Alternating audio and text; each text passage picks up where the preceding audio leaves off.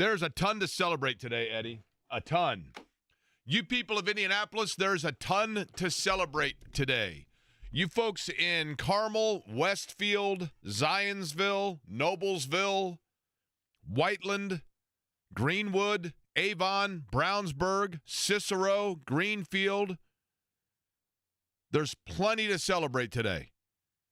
Beech Grove, Indiana Beach, plenty to celebrate today. For example, today is a Friday. We love Fridays. Weekend is upon us. You just heard the song, Loverboy. Everybody's working for the weekend. Weekend's here. Matter of fact, it's noon on a Friday. I'm giving you permission right now. Just go ahead and leave now. Just be sure you're still listening to your radio. All right, I'll see you later, Jake. Exactly, right? There goes Eddie, out the door. You can produce your own show. It's a beautiful day outside, and it's supposed to be a nice weekend. More reason to celebrate, right? A little toasty. It is warm, but it's better than cold. It was a wonderful day at the Indiana State Fair last night. We went around. I saw Tony East, as a matter of fact. Saw Joe Koppel that we work with and his lovely wife, Nicole, walking around. Fun at the State Fair. A lot to be thankful for. Colts have a preseason game against the Green Bay Packers, and football is back at Lucas Oil Stadium. Thankful for that. But I think there is one thing for which we can be the most grateful. We can, as a collective city, market, and community, we can all exhale in joy and exultation with the news that I'm about to let you in on. Do you want the breaking news sounder for this, Jake? Yes, please. This just in. Yesterday after practice, Shane Steichen said that after Saturday he will have a better idea, and perhaps as early as next week, we will know for certain who the starting quarterback of the Colts is going to be. And as a result, the conversation of Richardson, Jones, Richardson, Anthony, Daniel, Anthony will all subside, and we can start focusing for week 1 in the National Football League. Hallelujah. Yes, indeed. No more of analyzing every pass. No more of scrutinizing every interception. No more of worrying about every ball in the dirt. No more of scrutinizing every sailing ball 8 feet over the head of a receiver. We are going to have an answer, and it's going to be Anthony Richardson. And the Colts will announce who their starting quarterback is, possibly as early as the beginning of next week. And I say this flippantly, but at the same time, somewhat seriously. I totally understand, and from our standpoint, our job is to talk about what's going on with the Colts, right? And people certainly want to hear about what's going on with the Colts and all of those things. And the big storyline for the Colts is the fact of the quarterback position and the battle at the quarterback spot. And it's just been so long since we've been in this situation. And you've heard me talk about it ad nauseum. We have had quarterback battles in the past that were indicative of the fact that the Colts were not in a good place.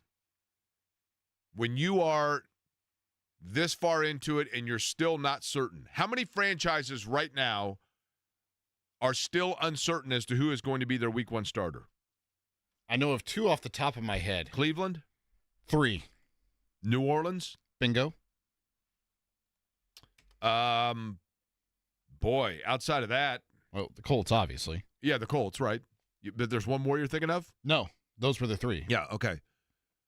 And again, what is the maximum number of games you would prognosticate for Cleveland or New Orleans to win?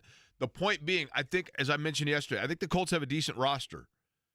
But a decent roster oftentimes only goes as far as your quarterback can take it.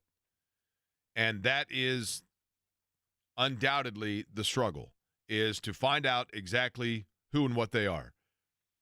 We'll get into it plenty over the course of the show today. Good afternoon to you. My name is Jake Query. Eddie Garrison, the other voice you just heard. It is Query and Company here on 93.5 and 107.5, 107.5 the Fan. There's a lot to unpack that we haven't even necessarily gotten to, for example, from yesterday, because it was either at the very end of our show or shortly after our show when the Pacers' schedule became official and complete. It is, the NBA schedule release is different, obviously, than that of the NFL. I mean, we know this for certain.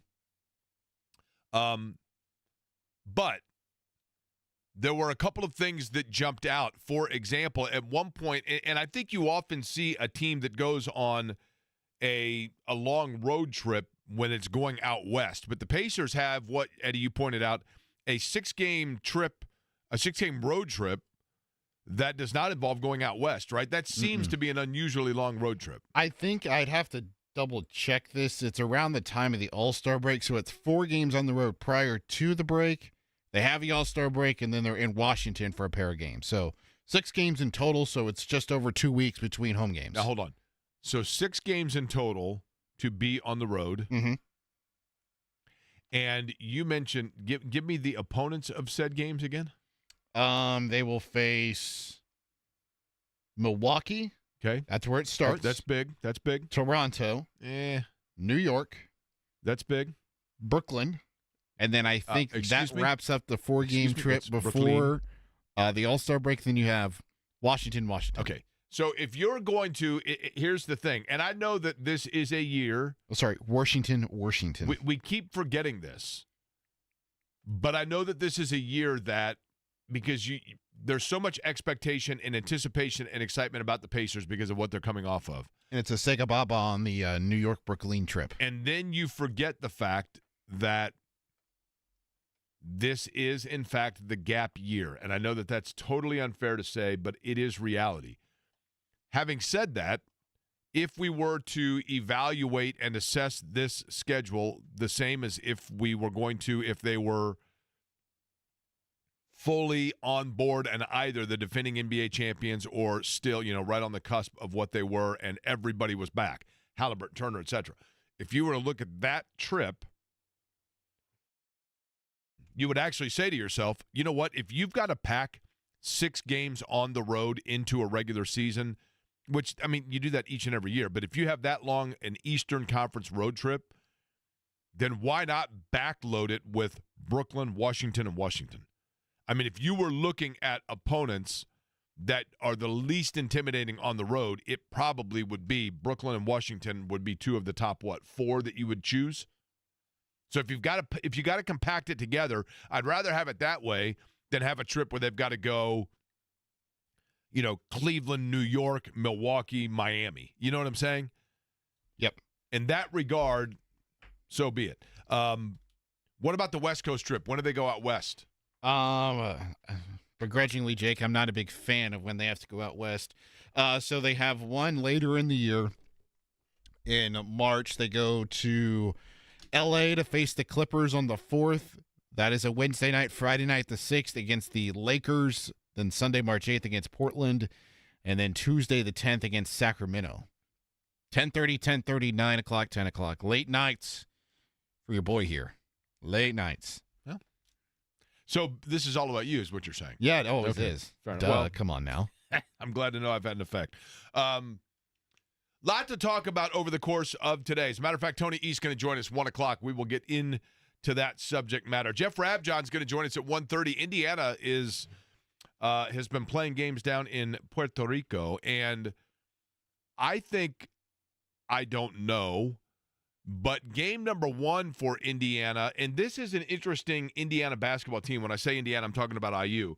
It's interesting because we don't know a lot about this roster. We don't know a lot about what their strengths are going to be. We don't know a lot about, all of it, style of play, everything. I mean, this is a complete reset for the Indiana basketball program. And we don't know a lot about who it is that they're playing in Puerto Rico. What we do know is this, that there is a history, of course, with Indiana basketball, not necessarily IU itself, but with people who have coached it in Puerto Rico that we don't need to get into. But that, of course, I'm talking about the 79 Pan Am games. That falls under the hashtag of if you know, you know. But what we don't know is about this Indiana team. Who are going to be their catalysts? who are going to be their primary ball handlers, who are going to be their great defenders. And we may not know much more about that than we did 2 weeks ago, but we have some indication now because of the rotation, the minutes, and the roster that was on display. And my understanding is, in the exhibitions they played down there, the competition got better as they went along. So Jeff Rabjohn's going to join us to kind of break that down and lay it out for us and just kind of give us an indication of, a baseline knowledge, if you will, if anything else, of Indiana. Joel A. Erickson will join us at 2 o'clock today to discuss what happened yesterday. And that discussion is going to be this. And I promise you,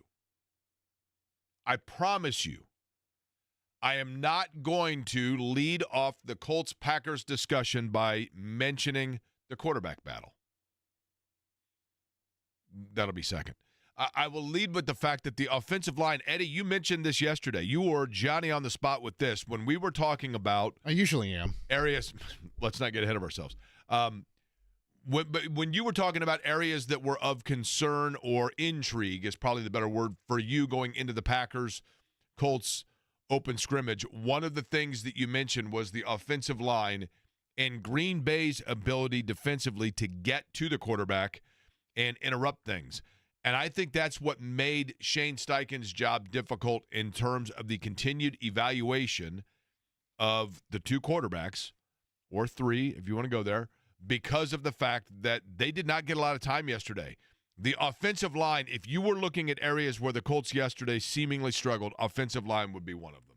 They did not have a great day. No, they struggled with penalties. I think that's one of the frustrating things that Shane Steichen said after practice yesterday, just the fact that there was a lot of illegal formations, and it felt like they were losing a ton of yardage in that category, and there was pressure constantly from Green Bay. So that is the part that was most concerning yesterday, Jake, because you've got three key returning players, your two tackles and your center or your left guard, and then obviously you got the new center and new right guard. So if remember a couple years ago, Jake, when the Colts were having problems in training camp and in preseason play, that with the offensive line, we're like, oh, it'll be fine. It's just training camp and stuff. Like, it's a lot of, the same key returning players. We expect them to play at the level they did last year. And it turned out it took them almost half the year to get the offensive line right. Like, Is this another one of those? The offensive line for the Colts typically, and I know that every year is different and we can't go on, when you look at line play, it's totally ridiculous to say, well, 5 years ago they were this, right? But there have been, and it really is interesting, there have been times where the Colts have put out on the offensive line maybe not their five best linemen, but it's five guys. I think offensive line is such a fascinating dynamic in football because, yes, your ultimate goal is to put out the five best players. You want obviously they have a left guard that is amongst the best in the league. They have a center that is going to be hopefully there for a long time but is young. They have a left tackle that they hit on and is a solid player. And then the right side of the line, you have the return now of Braden Smith, which is good. And he has been a solid player for them, but missed a lot of time a year ago. But you have stability there. But I think offensive line play is as much about continuity as it is about overall talent individually.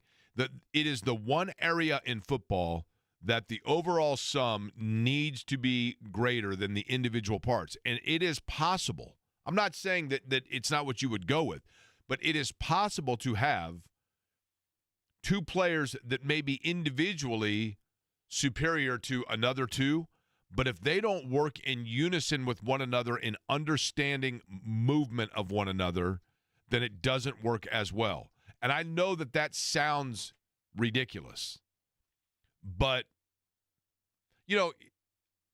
are you ready for the bad analogy sounder, Eddie? I'm always ready, Jake. Okay. Have you ever seen, now they're not Venetian blinds, but have you ever, like in a hotel room notably, had the kind of blinds that are actually made of like the 6 individual slats. Yes.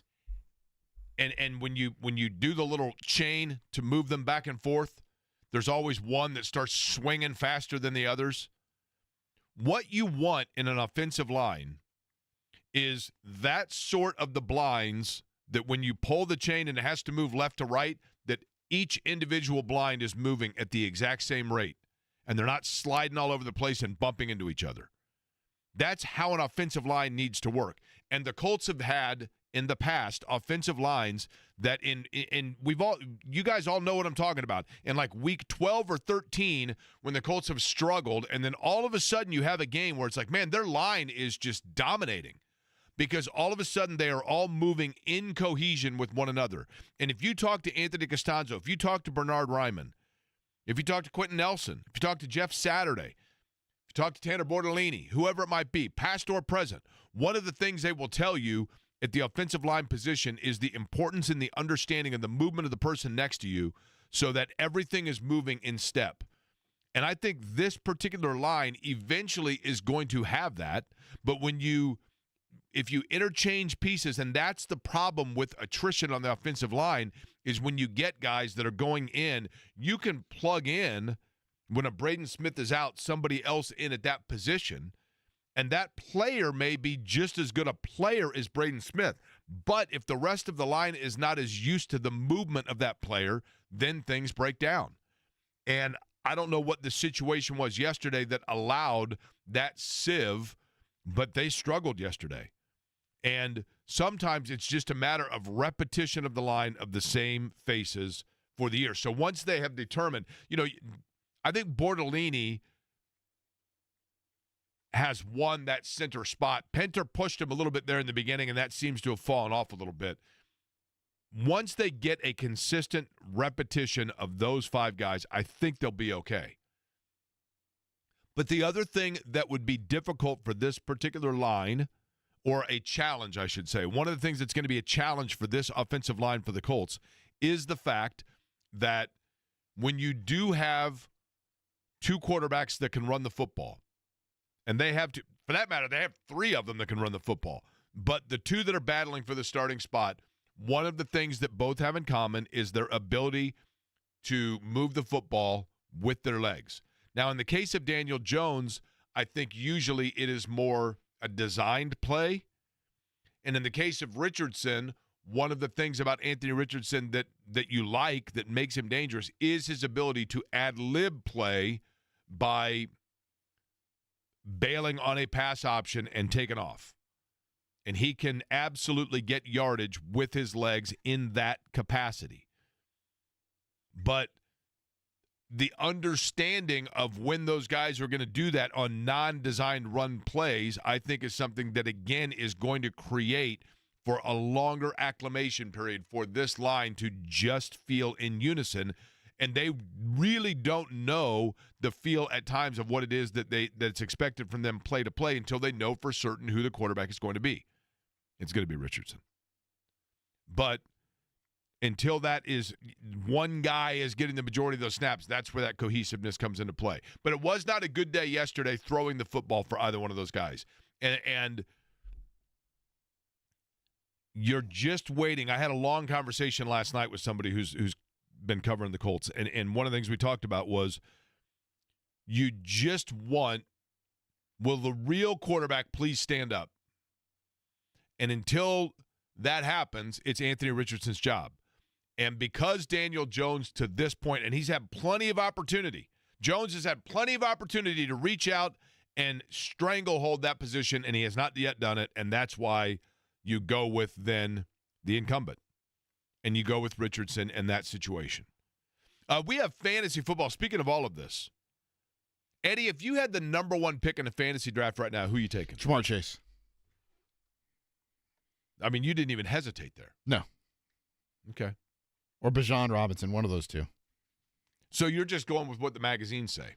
No. I just think Cincinnati didn't improve their defense. They're going to be playing from behind a lot, and you don't pay Jamar Chase $40 million. You don't pay T. Higgins a lot of money. You don't pay Joe Burrow a lot of money to hand the ball off to Chase Brown. I mean, you're going to throw the ball a ton. Fair enough. So now we should make a rule if we're doing this Query and Company Fantasy Football League Okay. for our listeners, okay? And you and I are I almost feel like Excuse me. do I need to be in the league? Or should we just let the listeners be in the league and you can be in it? No, we got to be in it. Okay. Both of us, because we need to make sure that you and I are the last two picks in round number 1, right? I mean, it's all randomized. If I get, I mean, Is randomized a word? I think it's just random, right? You don't need the eyes on that. I think it's just random. Randomized is a word. I think it's just random. You just say it's just random. Random and randomized seems is randomized though. Is that the act of making it random? Is that what that means? Is randomized is that an adverb? It's the process of selecting, assigning, or arranging items in a random manner. Okay. So, but again, if you and I end up with the number 1 and 2 pick, who in the hell wants to be in that league? Well, right? I mean, it wouldn't be my fault. It'd be the computer's fault. But the computer is going to be done by. I think personally that we should be the last 2 picks in the round. But what we know is this. Even if, Eddie, think about this. If you and I are the last 2 picks in the round of our Query and Company Fantasy Football League draft, that's fine because whoever's picking number 1 or number 2, they're going to think that they have the advantage because they can get Jamar Chase or Robinson or whoever. Yeah. We are going to have the advantage because it's going to be taking place at Chicago's Pizza, and that means longer and more time to eat pizza for you and I while we await for the pick, right? But also, Jake, I mean, we're hooking these people up, assuming with some free za. So, like, we should be rewarded with the first and second pick, in my opinion. Yeah, I mean, like, I'll buy a pizza for them, and sure. they get to be in our presence. Come on now. Don't shorten that. Like, okay. They get to be in the presence of us. Okay. Mainly me, but you're there too. Do you have big plans for the weekend? Let's see. I've got the Fever game on Sunday, and then I've got some plans tomorrow to go up to Fort Wayne for a little bit. You have to go to Fort Wayne, you said? Yeah, I have to go to Fort Wayne. I don't get to go to Fort Wayne. I have to go to Fort Wayne. What are you going to Fort Wayne for, did you say? There's a birthday celebration. Oh, okay. Hey, Jake, you're missing the larger point. The Colts are still quarterbacked by Anthony Richardson. You could have the 1990s Dallas Cowboys offensive line in front of him, but 48% completion won't do him squat. He's a running back. Stop it. I don't know that I said anything that would counter that point, right? Hey, Jake, how do we get into your league? Have you filled all the spots at the radio station fantasy league? I may have missed it. I would love to play if so. Eddie Garrison, you are the producer of this program. Yep. You are essentially the man behind the curtain. Pay no attention to that man behind the curtain except for when we say so, which we're doing so right now. You are in charge of the Fantasy Football League, the Query and Company Fantasy Football League. Mm-hmm. You are in charge of determining who's in the league when the draft takes place, although we have that date in place for Chicago's Pizza. Monday, August 25th, right at 7 o'clock? Correct, in the Greenwood location of Chicago's Off Pizza. Of 31? That is correct, in the little conference room that they have there. Now, what I need to know is how you are putting said league together. So we have 9 people that we'll have to select, right? 9 listeners of the program. Okay. We'll probably do, to show your level of dedication, Jake, we're not just going to let you in for free. Like, I don't know. We're not just going to let you just randomly be tuning in on a Wednesday and you be like, hey, I want in. No. We got to dedicate these spots to the loyal only have listeners. 9? Yeah, we got to do more than that, right? The problem with a big fantasy football league is then all of a sudden it's like you have people that are by choice are having to start. You know what I mean? 9 people's enough. I feel bad for the morning people who try to create their league. If they're doing 12 total, they got 4 people, only 8 spots for listeners. So you got a better chance to join ours or JMV's. Wait a minute. So we need more than 9 because it's an even number, right? Are we doing a 12-person league? Yeah, 12 people in total, 9 listeners. It'll be you, me, and I forget the gentleman's name from Chicago's Pizza that'll be in the league. Oh, that's right. Okay, yeah, Nate. Yeah. Fair. So we'll do some show trivia to show how much you are a loyal listener. Okay, fair now, enough. these are not going to be like, hey, what did we discuss on the show like last Wednesday at 2:30? No, it's not going to be any of that. It's going to be just some basic stuff. Do you like my shirt? Somebody did text 317-239-1070 and said they liked the shirt. They do like the shirt? Somebody did text, yeah. Again, if you go to a rock concert, you can't wear the shirt the next day. That's totally lame, unless you're in England, apparently, because everybody does it day of concert. But this is my White Sox shirt. There is a reason I have this shirt because it took me back to something that I can't wear anymore because it would be totally lame if I wore it. But for my freshman year of college, I still have and still fit into, mind you, because I had the freshman 25, not because I'm thin now. But I had my fraternity football jersey, and I still have it. And it was the exact same colors and the exact same stitched lettering as this White Sox shirt. And so when I was at the Sox game the other day, I bought it, and I'm like, I waited the 1 day period so it didn't look totally lame that I was wearing it the day after buying it. So I'm wearing it today on a Friday. But we do have fantasy football spots to fill in. We will do that today. I realize that's probably only exciting for the 9 people that are going to get into the league. That's the one drawback of that. But plenty to talk about. Tony East going to join us 35 minutes from now, just under that, as a matter of fact, to talk Pacers. Jeff Rabjohn's in just about an hour. But when we come back, Shane Steichen did say something pretty interesting yesterday after practice, and we'll let you hear it next.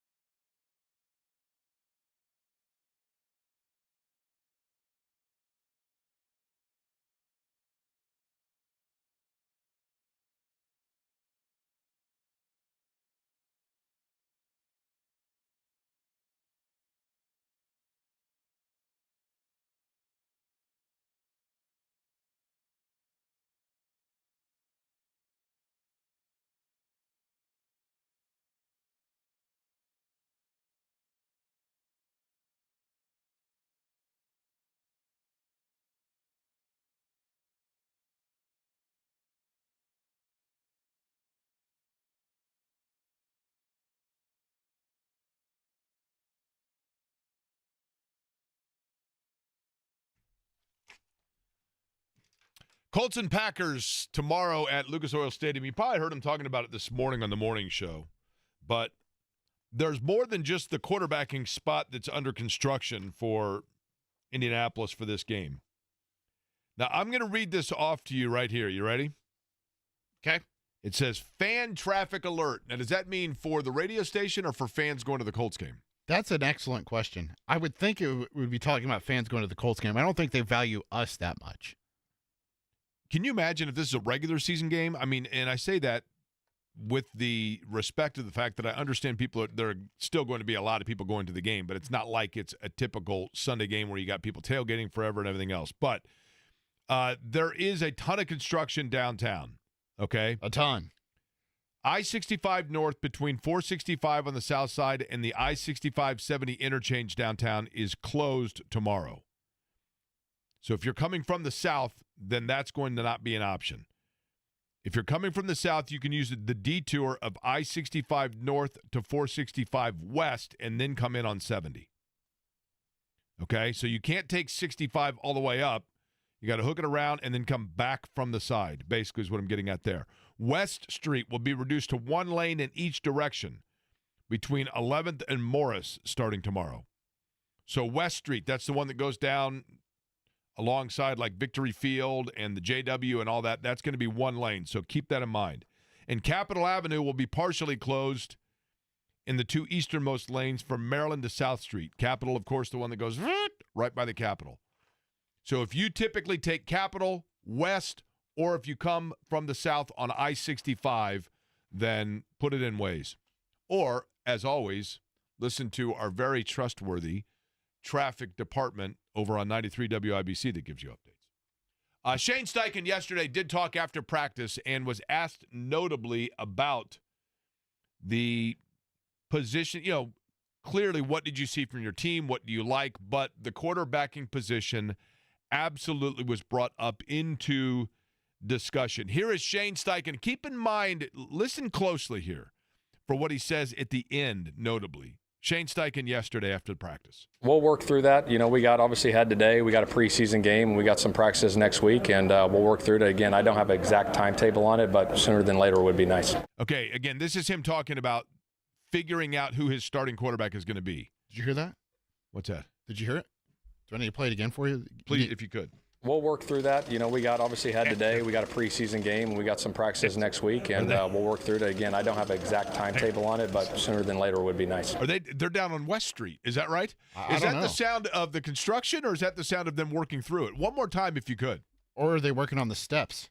We'll work through that. You know, we obviously had today. We got a preseason game. We got some practices next week, and we'll work through it. Again, I don't have an exact timetable on it, but sooner than later would be nice. I had to put my producer skills to test there. I had to really bump up that jackhammer in the background. Eddie, one thing that we know is after they're working through all this, if they work themselves up into a sweat or any sort of a stink, they like to clean things up. We do know that much, right?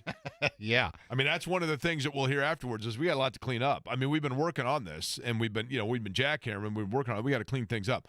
I did notice at the end. Now, play one more time and listen to what he says at the very end, okay? Play it one more time. Sooner than later would be nice. Okay.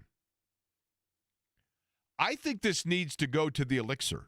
Now, for those that are new to the program, the Elixir is an item I bought, and I went ahead and renewed for the 25 season.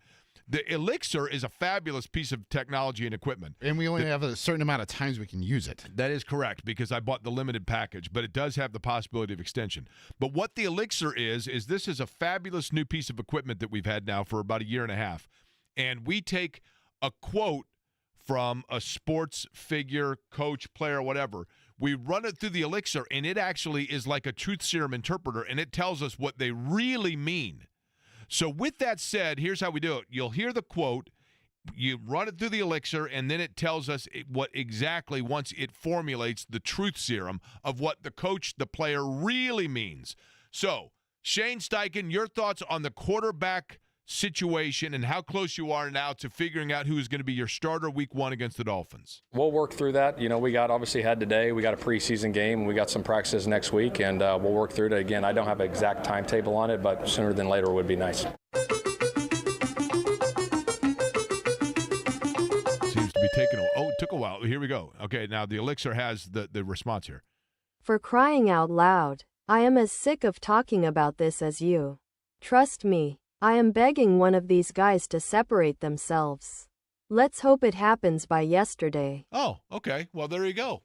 Sounds like Shane might be at his wit's end also, right? Did the Elixir say let's or lettuce? Let's see. I think the Elixir went with let's. Didn't know if the Elixir had some of the Elixir or not. The Elixir is now that's the British version, okay? I mean, trust me. Believe me when I tell you this. I mean, the Elixir can be done, Eddie, in a number of different, you know what I mean? Oh, yeah.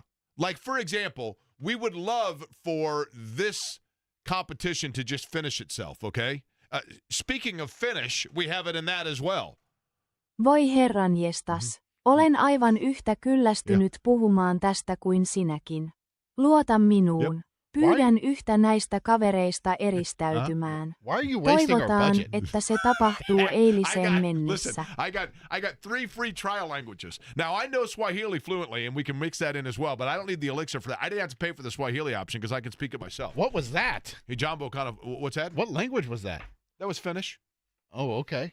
That's what the Finns speak. Where are the Speaking of the Finns, they play the Finns in week number 1. I was going to ask that. Yeah. Do they speak Finnish? Does Tyreek Hill speak Finnish? No, they just squeak. Oh. They have that underwater squeaking language. Now I'm fascinated. What other 2 languages did you pay for a trial for? Any 3. I mean, here's the thing with the Elixir. I think I'm the only person that bought this particular bottle because they're sending me promotional stuff all the time. Like the Chicago White Sox? Yes, that's right. It's like buying tickets from the White Sox. I get emails now on the daily. I keep trying to opt out of them. I'm unsubscribing to the Elixir emails, and they just keep sending them. They are incredibly persistent. Are we going to go ahead and sign up our first 3 for the Fantasy League? That works for me. We can do that We next. will do it on the other side at 239-1070. We have the Fantasy League. We will be doing our draft on the 25th. If you are not somebody that is interested in fantasy football, I understand. If you're somebody who is not interested in signing up for our league, I better understand. You would still be interested in the interaction and the camaraderie that comes with the listeners of this program and the fun we have in terms of the trivia that we will do. Show trivia. This can get awkward because we know that not many people listen to this show, and certainly those that do, oftentimes, it's not even necessarily on their own will. But if you listen to the show, you're familiar with it, you want to get into our fantasy league, and we will have, I'm just going to go ahead right now and say, our prize for the Fantasy League will include, if you are the grand champion, some pizza from Chicago's. That goes without saying. So there is reason to get involved. But we would love for you to partake, and we'll get you signed up if you can prove that you are, in fact, loyal to this program. We'll do it all next.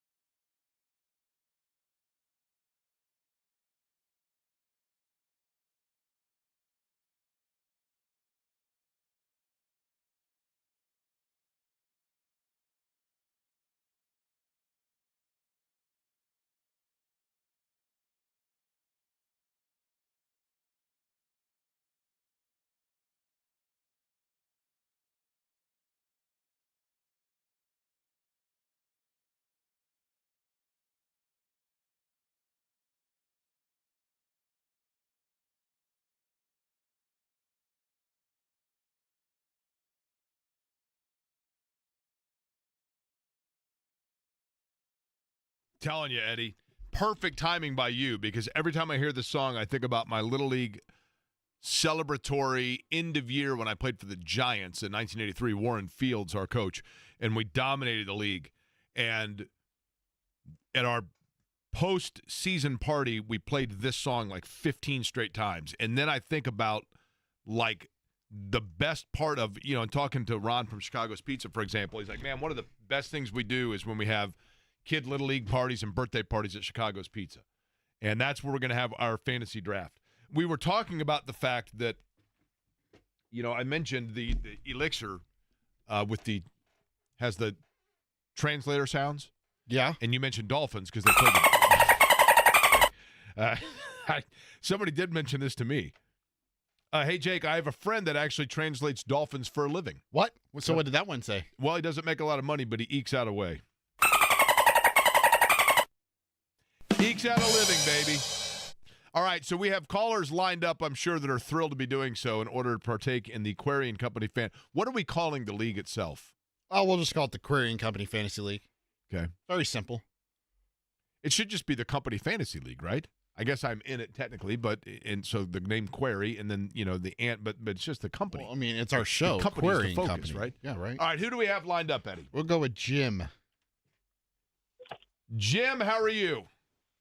Good, Jake. How's it going, bud? Have we talked before, Jim? You sound like a nice fella. I've called in the show before. Yep. Okay. And are you It's a work? Great show. What's that? I said it's a great show. Well, now, Jim, you don't have to butter us up just yet, although I'll tell you the butter on the breadsticks is fabulous at Chicago's. Just out of curiosity, Jim, how long have you been listening to this program, and for what reason do you subject yourself to that punishment each day?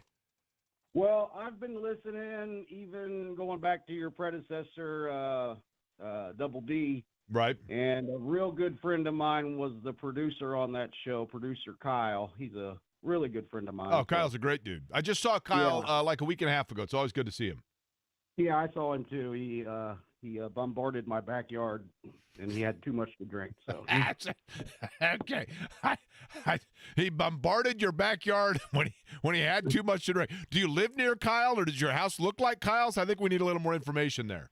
Well, a really good friend of his lives a few doors down, and they were drinking and driving on their golf cart. And now, nobody that was drinking was driving the golf cart. Fortunately, we do know that. But 3 doors down is where they live, as a matter of fact. So, perhaps just the drinking was the kryptonite. Okay, Jim, here we go. We're going to do show trivia. Eddie, I will let you go with question number 1. You must get the question correct, Jim, in order to get admitted into the league to show that you listen to the program. So Jake missed the show on Wednesday. That's why Greg Rakestraw was filling in. Now, do you know why Jake missed the show on Wednesday? I will give you a hint if you need the hint. Yeah, I'll take the hint. Okay, so Jake and Shannon do this trip every year. I don't know how many years they've been doing this. They go somewhere, and that is why Jake missed the game. Well, this is a guess. I wasn't able to listen on Wednesday, unfortunately, but I'm going to guess because I know Jake is a big White Sox fan like myself, so I'm going to guess he was at the White Sox game. Here's the thing, Jim, and you are correct. It's not that I'm a huge White Sox fan. They're I'm fine with them. Jake, I grew up. It's tough to be a White Sox fan these days.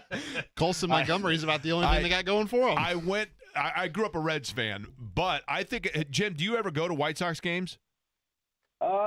Yeah, I like it when they play we go every year when they play the Cubs up at Wrigley. Okay, that'd be cool. Yeah, I'll tell you, I think it's a cool stadium. It's kind of like Victory Field. It's easy to walk around. They got an easy concourse. It's easy in and out. So that's why we go every year to a businessman special, and we go to one of the afternoon games.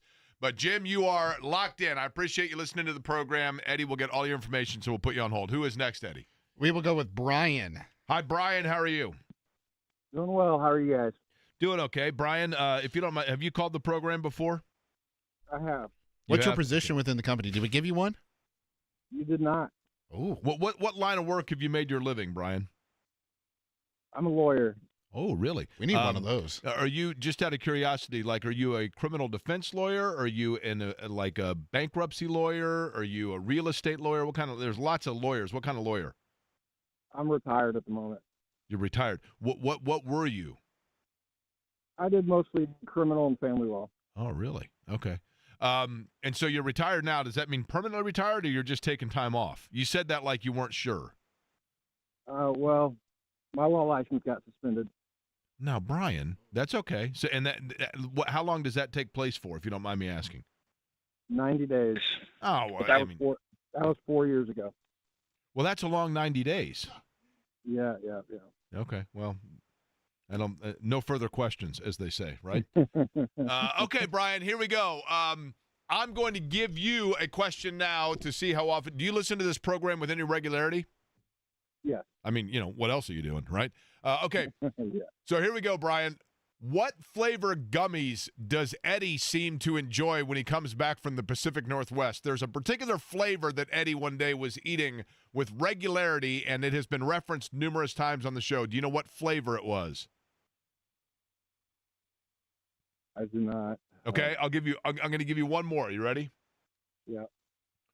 Occasionally on this program, as a matter of fact, I feel a slight breeze. Eddie, do you feel a breeze going by any chance? I think I do as well. I feel a slight breeze. That's because we have occasionally a visitor on this program. Oh, yes. It's our friend Robin. Oh, I just gave it up. Okay, Robin the Genie comes on this program. Now, my question for you, Brian, is this. That is correct. Usually when I come in, I offer people a question with a financial prize. What is the financial prize that Robin the Genie has yet to pay off but consistently promises? Oh, I'm terrible. I don't know. Brian, are you looking for another 90 days? Do you have a guess? All right, Brian.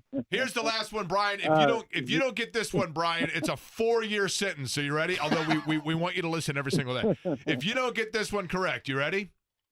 Yeah. What is the name of my girlfriend? Shannon. Yes. All right. All right. We just said it while you were on hold, Brian. I should hope. All right, Brian, we lock you in. See, that's how basically what we're doing is we're giving these spots away. Okay, who's last? Who's last? Well, I'm saying we're doing 3 of them. Who's the third? Would you like to go with Jeff or Tony? Hey, Tony. We'll go with Tony. Hey, Tony. Hey, guys. How's it going? Tony, we're doing well. How are you? Another day in paradise. Just out working today. Tony, I'm not going to lie to you, and we love him by all means, but just out of curiosity, if today was a day that just seems to be stuck in the doldrums for you, at any point in the last 5 minutes did you think to yourself, at least I'm not Brian? No. I just thought at least I'm not outside in heat right now. Well, that's true, but I'm just saying because Brian missed the 2 questions in a row. Okay. Yeah. Tony, here's your question. If you get this one, this isn't even show related. Wait, should we offer him the ability to answer the previous 2 questions that Brian missed? Not bad. Do you know either of those 2 answers, Tony?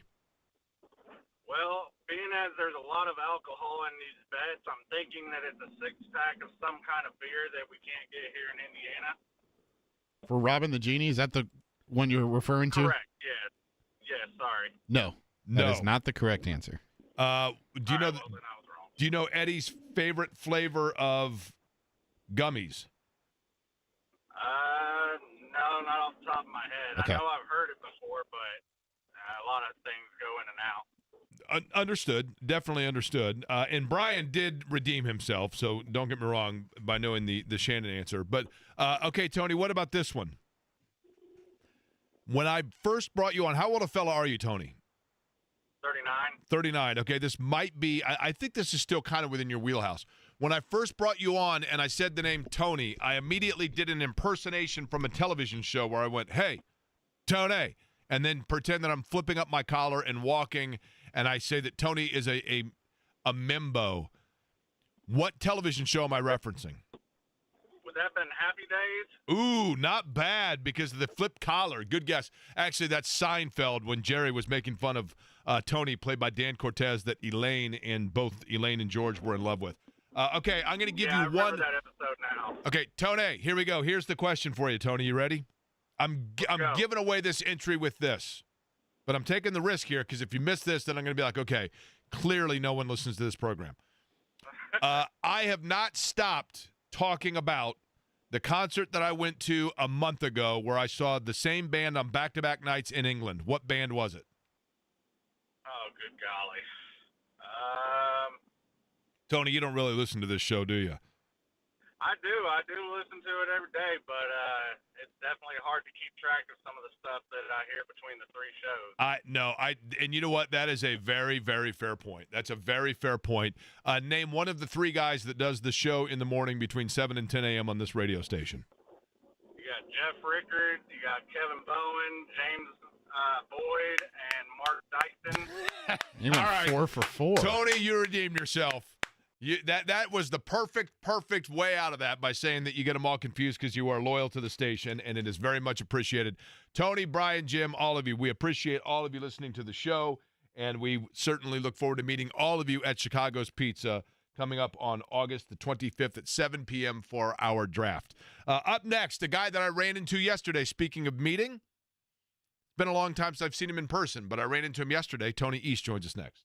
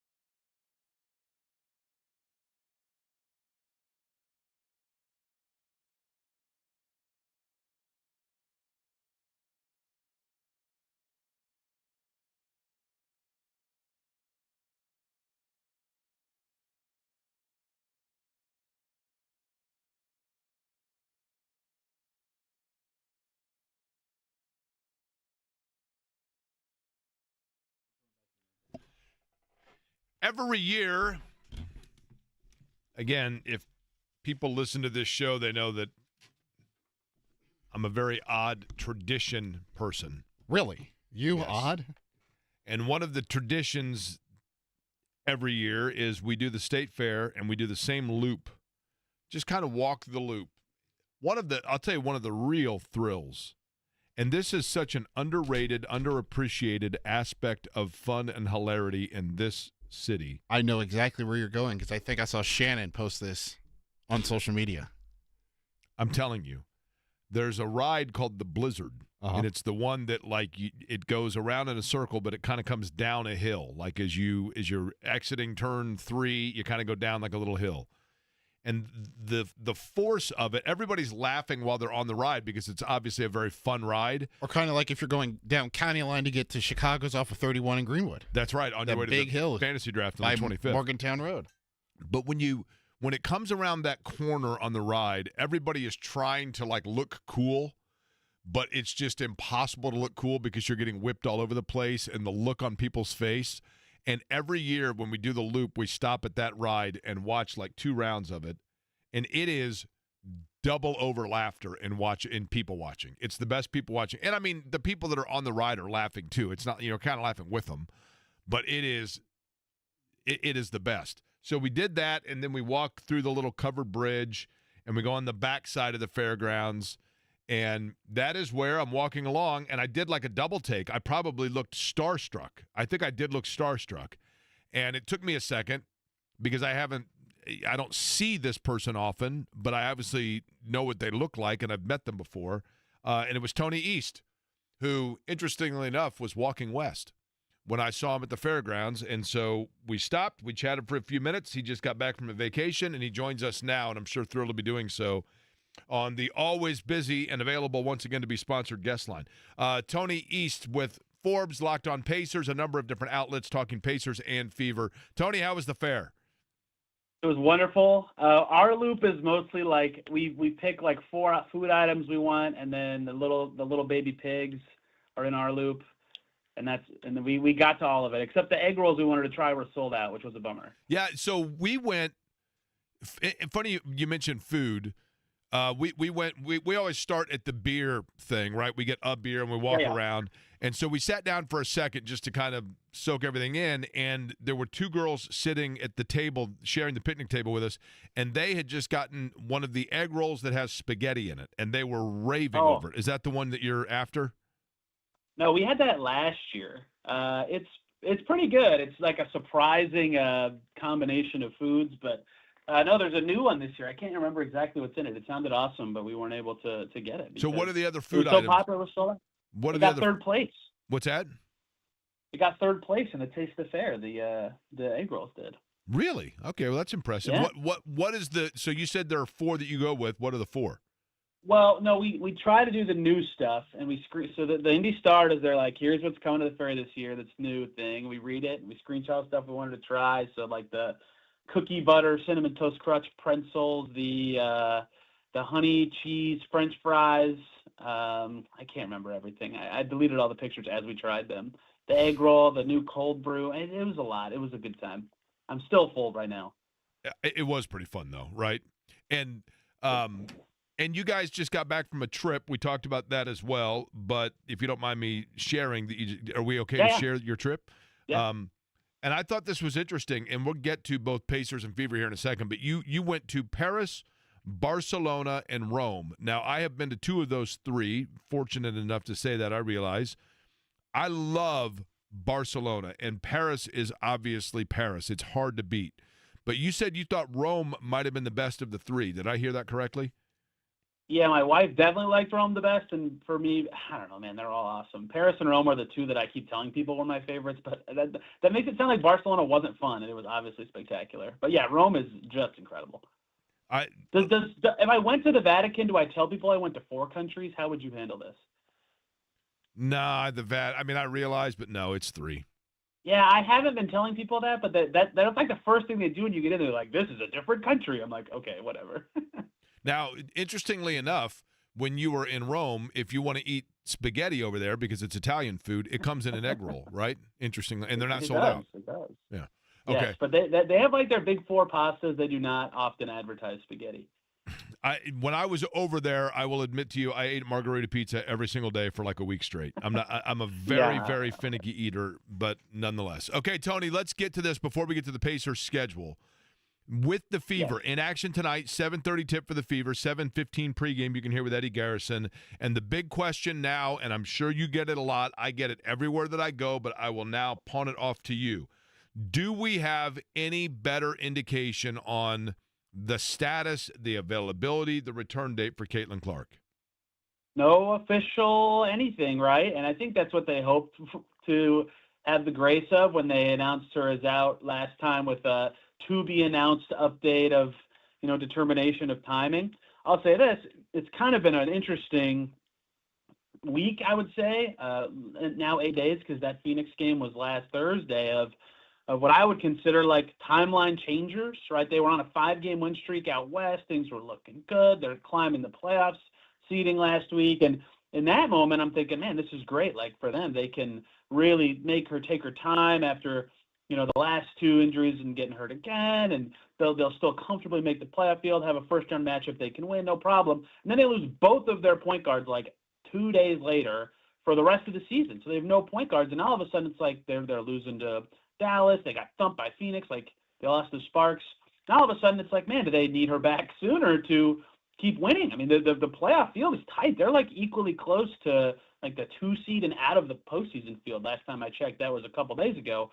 It's been really interesting to see all these dynamics push and pull. She still hasn't done 5-on-5 yet. I wonder what next week will be, not because I have any like intel that it's an important week or anything they're targeting, but just because after they play Sunday in Connecticut at 1 o'clock, so they'll probably be home Sunday night. They don't play again until Friday. So that's 4 days off in a row. That's a good opportunity to, in theory, ramp a player up where you could have her do a day of 3-on-3, a day on 5-on-5, test the conditioning, and then have her play against Minnesota after that. But I obviously don't know if she's ready for that. It has been, almost 5-6 weeks, I believe, by then since the most recent injury. So that would at least lead to what groin injury histories have been. But I'm purely speculating when I say those things. It just seems so natural to me. Okay, I'm going to go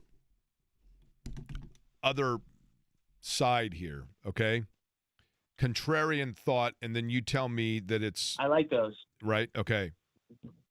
Because of the fact that and I'm not saying Caitlin Clark's not a critically important player for the Fever. Don't misunderstand what I'm saying here. But because of the other injuries and the challenge that may create in terms of the Fever trajectory for the season or the realities that it may force them to face, does that soften the timeline and lessen, Lessen, lessen the necessity for Caitlin Clark's return because they're realistic about their lot now, and therefore they can take things a little slower and more organic?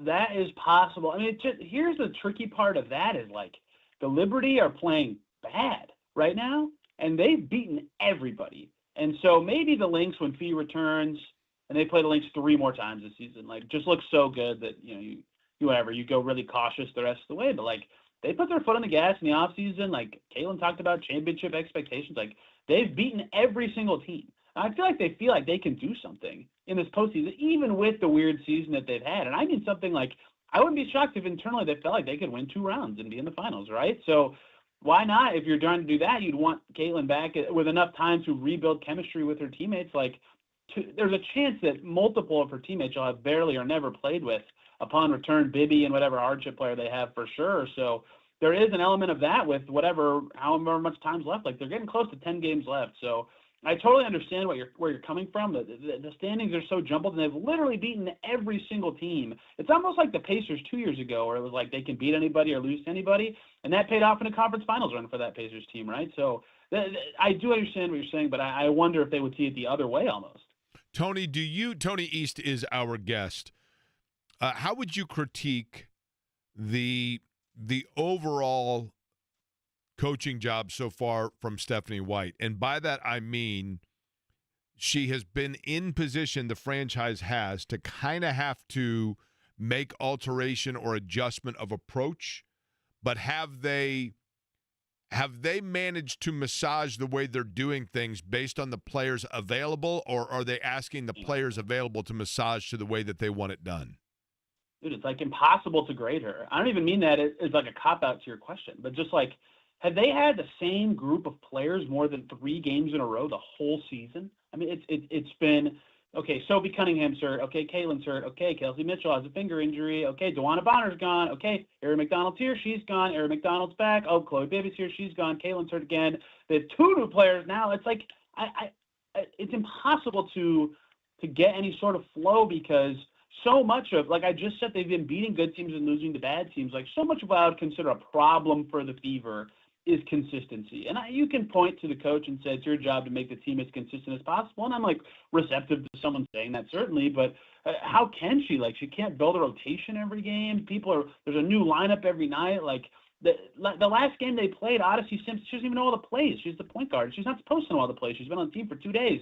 Like her first 2 possessions of the game, they ran the same play both times. Like it's just so many hurdles that make it impossible to like actually know how much push and pull she's had on their record or how good they've been compared to what they should be given who's available, right? Like the thought that they'd be better this year was natural after how good they closed last year and the talent they added, but that talent's been in and out, and their best player has been more out than in. Like I don't know.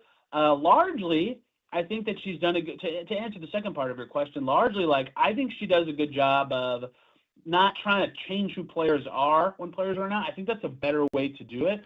It can lead to clunkiness in the last game where they like need someone to be more point guardy, but she's not telling Kelsey Mitchell to go out there and pass the ball a gazillion times, right? Kelsey Mitchell, go be Kelsey Mitchell, score the ball. Aaliyah Boston, be Aaliyah Boston. If that leads to good passing, that's great. If it leads to those 2 scoring more, that's great. I think last game they just had so many turnovers that they looked really rough without anyone, but I think it's better to make players play to their strengths always, even if it's harder to do so in the context of their team, and that's been the choice that she usually has actively made. It's just been so hard to do anything, build a rotation, change strategies. Like every game, there's someone new, there's something new that they have to deal with.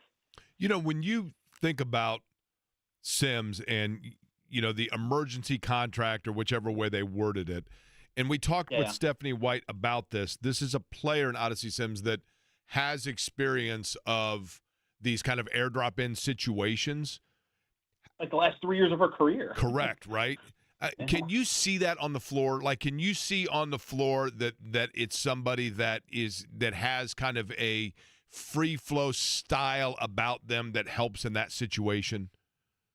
Yeah, I think that her career has, because it's been so much like that recently, leads to a situation where, like this year, she was with the Sparks more consistently early in the year, but she has a lot of games. I would say this is just my perception of her.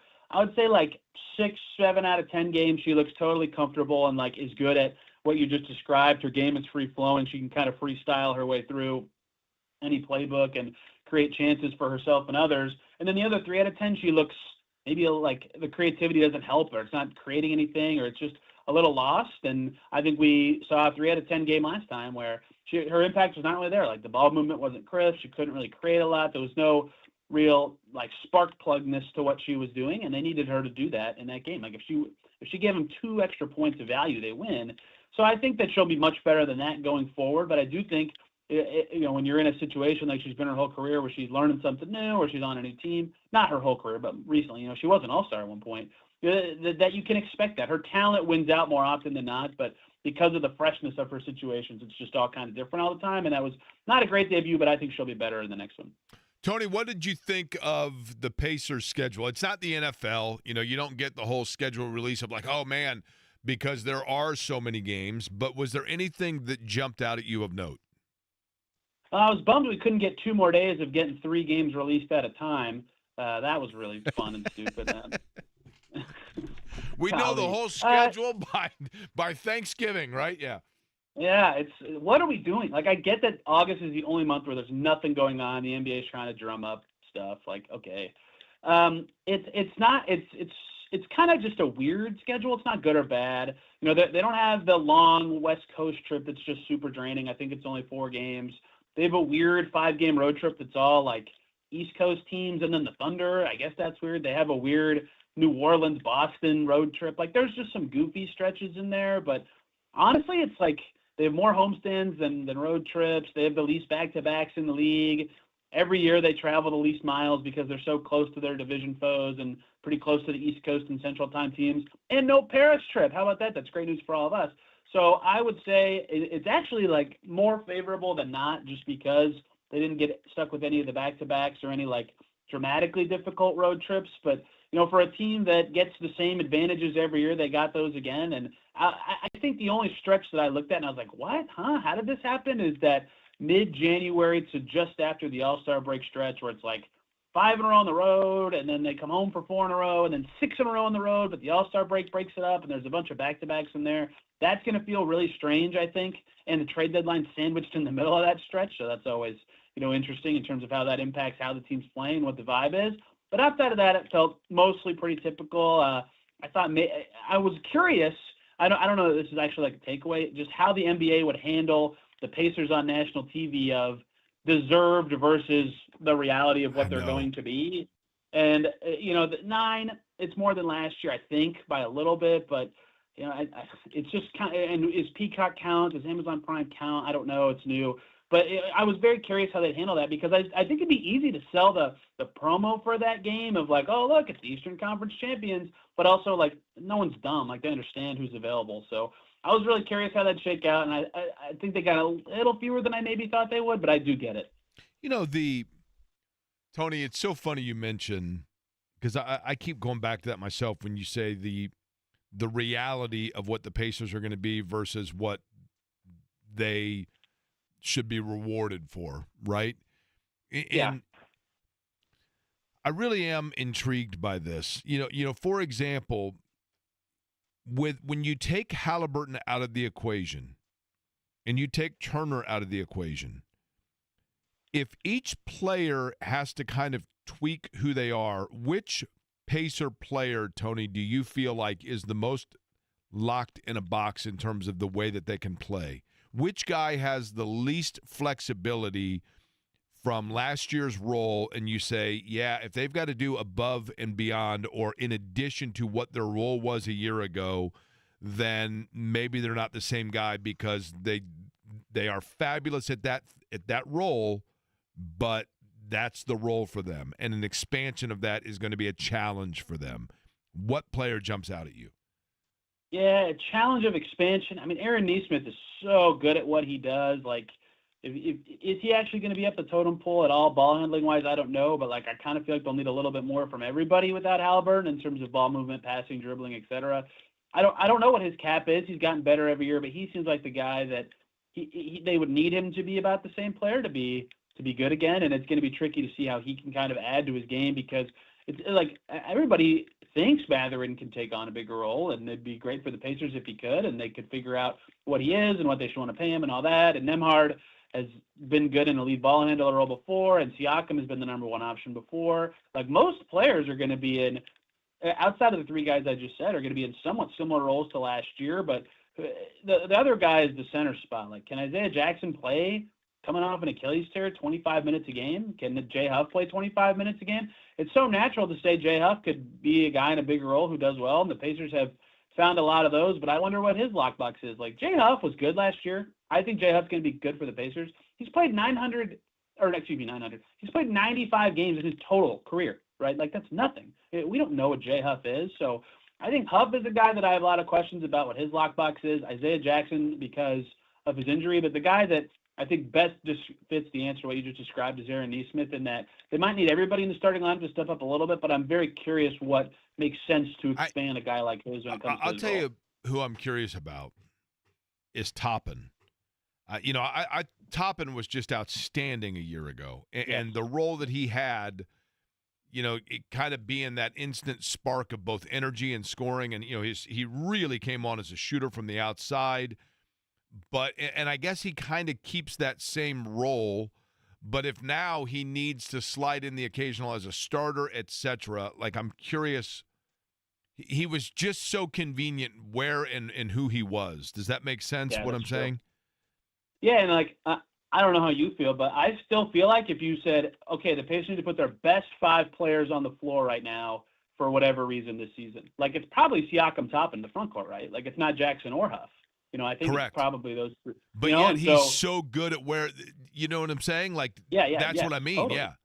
Well, part of what made him better for the Pacers than I expected is that he's been a much better shooter than he was with the Knicks. Like, that's big. The other thing is, like, when he got here, remember, everybody was talking about how good he'll be playing with Halliburton. Like, he's found ways to be good playing without Halliburton, right? With McConnell, with bench groups, with whatever. And that malleability has been really big for Obi Toppin to be a more well-rounded player. That it's not required that he plays with this passer to be a play finisher. Like, he can run around and provide enough offensive juice that even with his defensive limitations, he can be, an impact player. That's been really big for the team. And so I do wonder what that'll look like for him, right? Can he keep like, he's had to keep scaling up in the playoffs. He was playing the fifth most minutes per game sometimes, fourth most sometimes. He was pretty good in a postseason setting, and now he might have to even keep doing more. Like, when their season turned around last year in December, he was playing a lot of center. Like, that was around the time of the Thomas Bryant trade. Moses Brown's in and out. They don't have anybody. Like, they needed him to play some center, and he did it. Can he play that more this year? Do they want him to? Does that actually make sense? These are questions they have to answer, because they also need to figure out how good Isaiah Jackson and Jay Huff are. What was the best thing about Rome? Oh, man. Can I say wine? Can I say cheap wine on the radio? Is that allowed? Sure, why not? Yeah. It's awesome.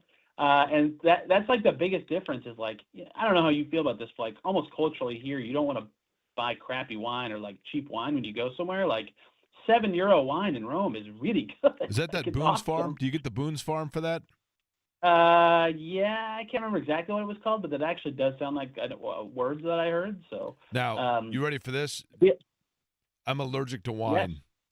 Oh no. Yep. Well, the other thing about Rome that's like Paris adjacent, but not quite, is like the grandness of it is like, okay, pick any one monument in downtown Rome, go to it, then just walk any direction, and every 2 or 3 blocks you'll find another one, right? Like, there's some crazy church or like building with pillars that are 80 feet tall, or so. It's just like stunning every direction you go. It's awesome. And obviously the Colosseum and the Vatican are fantastic. It's very touristy in a good way. Like, it's the kind of touristy stuff I like, where it's like you cannot see this anywhere else, and it's very cool. So basically you can go there and just kind of roam around, right? Can I hang out? Okay, last question. Between Paris, Barcelona, and Rome, and this is such an American question, it's almost embarrassing. But the reality is, when you travel, if anybody is thinking about going to those places, this is something that to consider. The amount of English, which of the 3 did you have the least language barrier? Well, I minored in Spanish for a while, so that's not like perfectly fair. So I could like understand what other people were saying there. But I think the best English speakers were probably in Paris, which is really interesting to me. But the people in Italy could speak English, but it sounded worse, if that makes sense. Right. Yeah. So I would say. I found in Paris, despite the stereotype of the French people, everybody says, "Oh, they're so rude."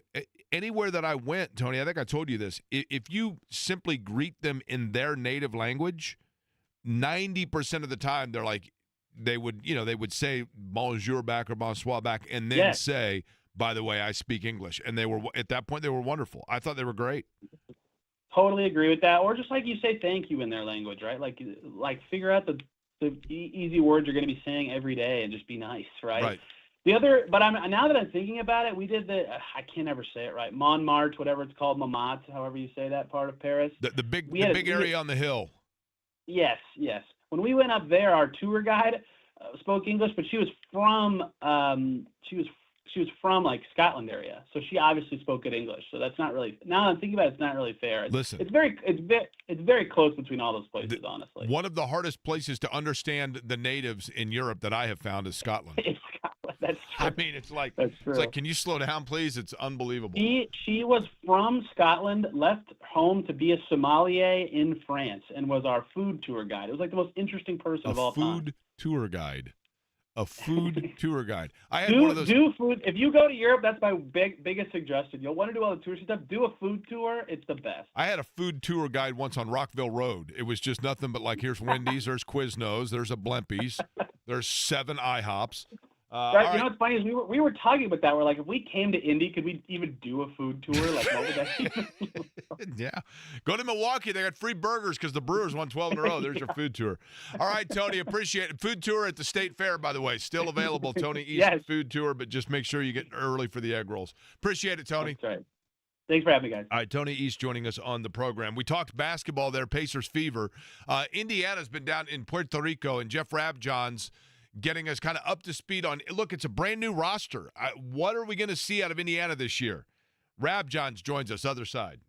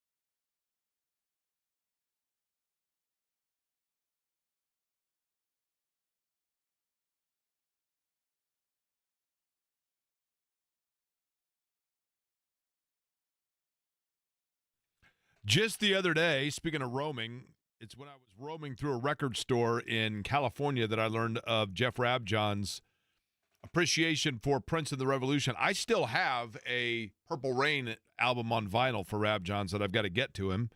And would happily meet up with him to do so because I always enjoy seeing him and talking to him, which is why he joins us on the program now. Jeff Rabjohn's, of course, you see his work, you read his work, covering Indiana basketball from really the inside when you think about it with Peegs.com.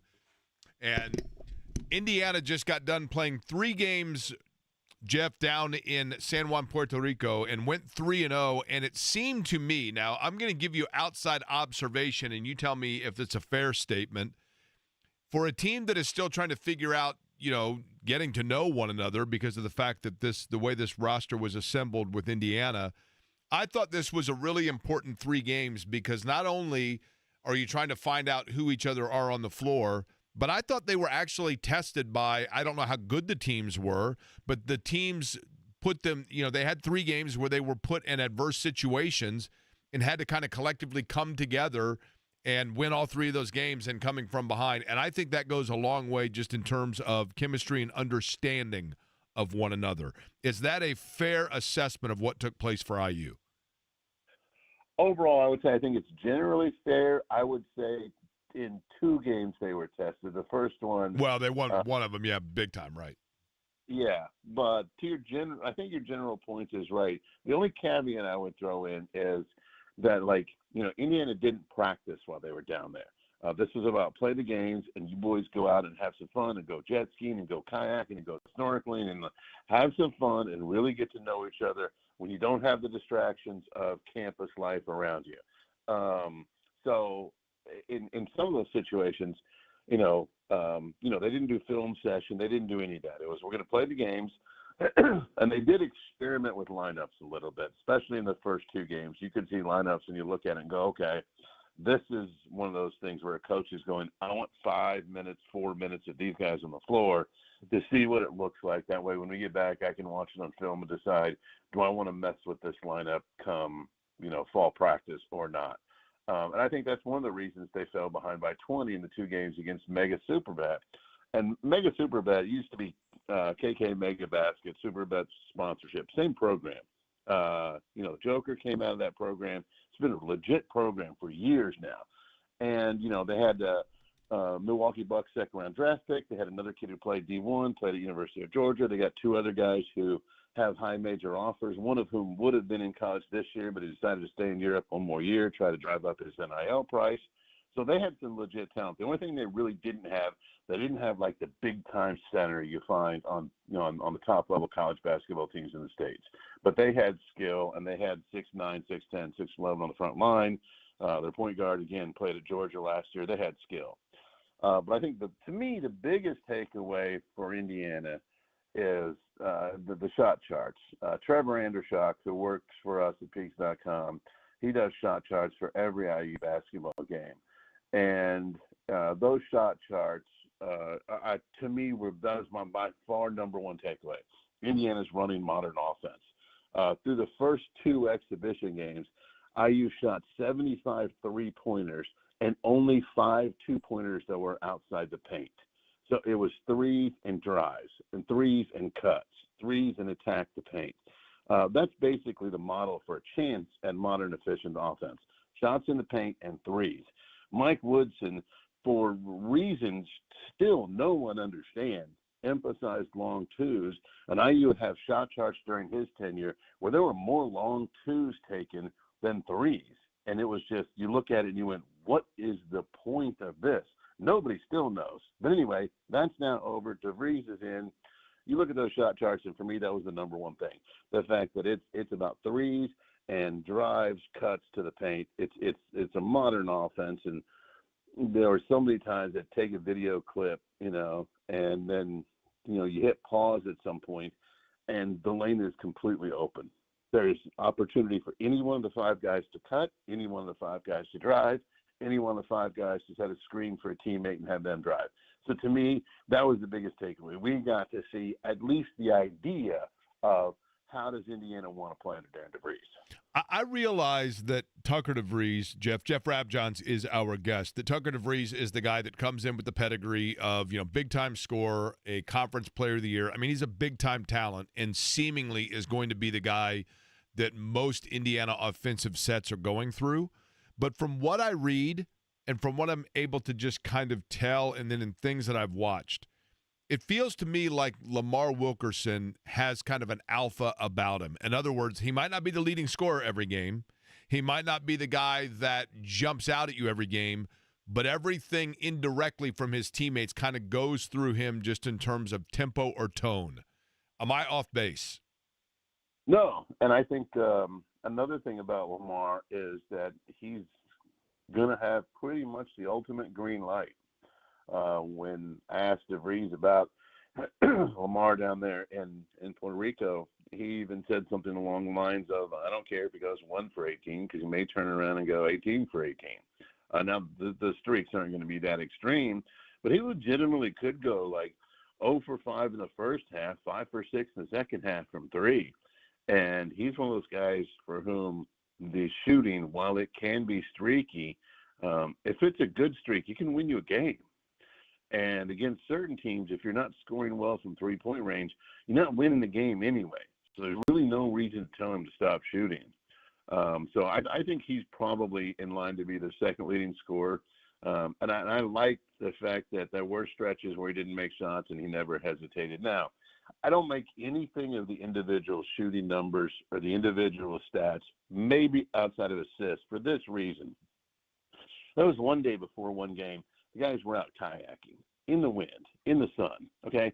They're not going to be out kayaking on game day when the game counts. So I really don't put anything in. I know some people are making a big deal about let's dive into the stats. I'm not diving into the stats. I've looked at them. I got them all on my laptop. They don't mean a thing. They mean absolutely nothing. But I do think it was telling that Lamar never hesitated, whether they were going in or not going in. And I like the fact that his team kept going to him. It wasn't like, okay, we got to run something else. It was like, no, we want to get shots from Lamar. We're going to keep getting shots from Lamar. And Lamar, you're going to keep taking the shots. And he did. And I think he's probably in line to be the second leading scorer. Who else, Jeff? Jeff Rabjohn's our guest. I mean, obviously Trent Sisley is a guy from Indiana high school basketball that we are familiar with, and there was a lot of expectation about him. They got a late Serbian addition to the roster that I think is intriguing, but I'll kind of give you the floor here to let us know of some really, and I'm not talking necessarily fifth-year transfer guys, young, rooted players for Indiana that to you looked at and said, okay, I get it. These are the guys now that you're hoping stick around for a while and that Indiana grows with. Yeah, I mean, I think Trent Sisley's probably the only one that you can really point to right now, only because Alexa Ristic, who is the Serbian guard, who was playing down in Puerto Rico, he'd only been with the team for a couple days. So, and DeVries even mentioned after the game, because he played him 20-some minutes in one game, and I was just surprised he got that kind of time. And he said basically, look, Jeff, all it does is, speed up his process. He doesn't know the terminology. No, we probably couldn't play him if the game's counted. No, he doesn't even understand where he's going. Yeah, when I was bringing him over to the sideline, I was actually have to try and tell him, hey, when I call this, it means A, B, C, and D. Okay. So he's got a chance to be a solid player, I think, in time, but he's just not ready yet because he just hasn't had any time on the court, doesn't know terminology. Trent Sisley, I thought, played really well. He's around 6'7".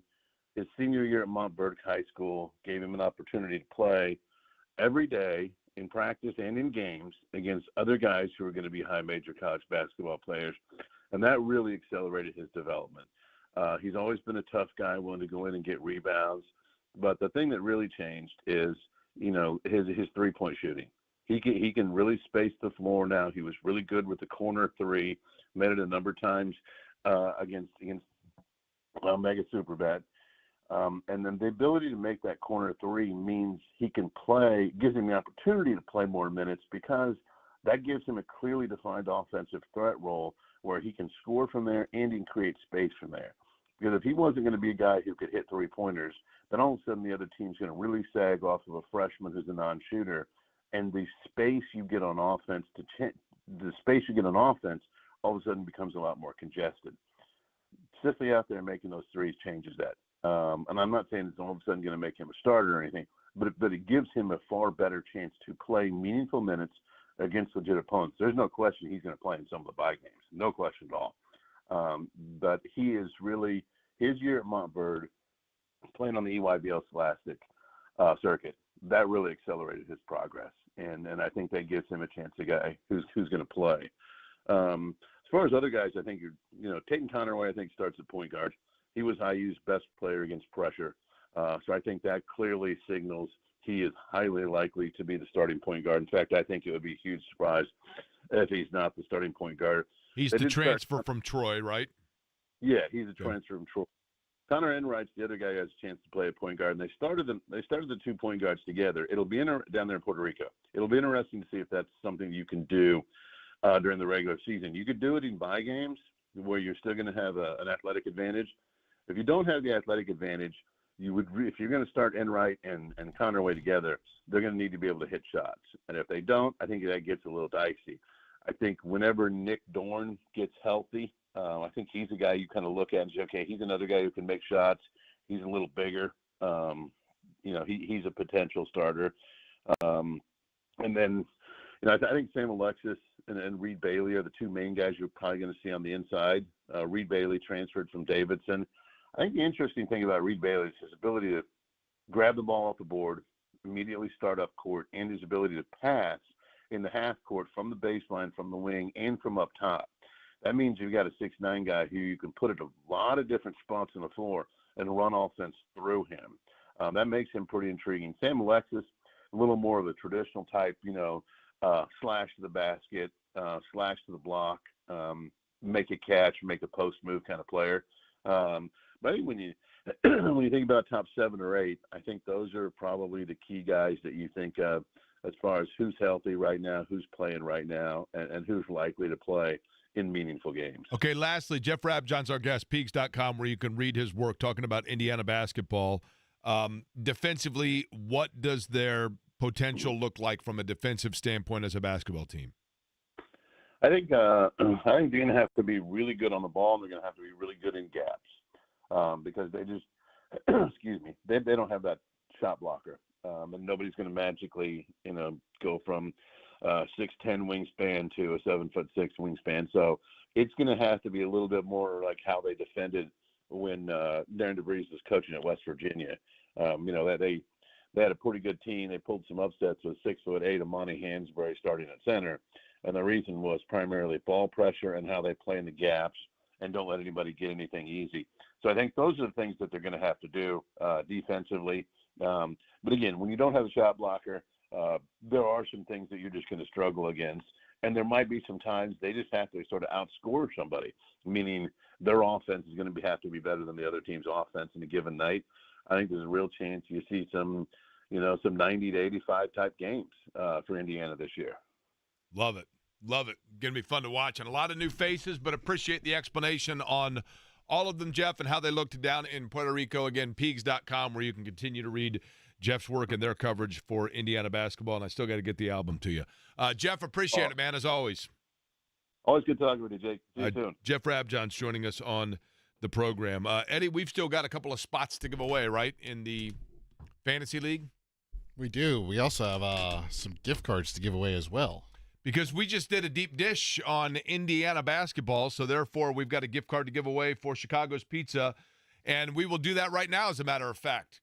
Caller number, what caller would you like, Eddie? We talked about Indiana and their ability to shoot the threes there. At least they do have some guys that can do that. So why don't we do caller number 3? We'll get a gift card to Chicago's Pizza. Well, I was thinking 3 anyway because it's a $30 gift card. It is exactly that, and we would love for somebody to get it. And you may be saying to yourself, Chicago's Pizza, maybe you haven't tried it, no problem. It's not going to be hard for you to find one because there are 18 Central Indiana locations. You can find out all of those locations at chicagospizza.com, and we will give away that gift card now at caller number 3 at 239-1070 here, Aquarium Company on the Fan.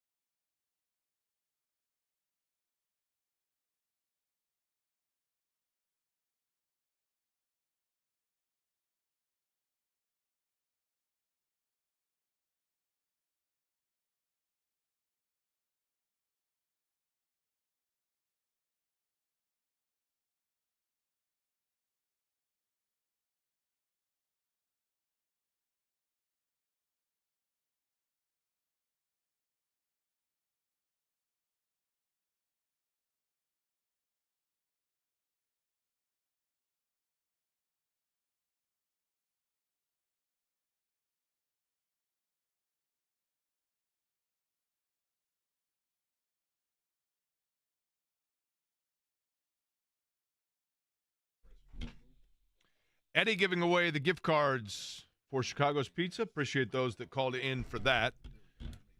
Interesting news that just came across my desk here. And I'm kind of reading this on the fly, but I do find this interesting in the NIL landscape. And the thing that makes this interesting to me is the fact that the Horizon League is based right here in Indianapolis. And, of course, IU Indy is one of the schools in the Horizon League. And there's a coalition which includes the Atlantic 10, the Big Sky, the Big West, the Horizon, the Metro Atlantic Athletic Conference, the Ohio Valley, the Southern Conference, the Summit Conference, the Western Athletic Conference, and the West Coast Conference.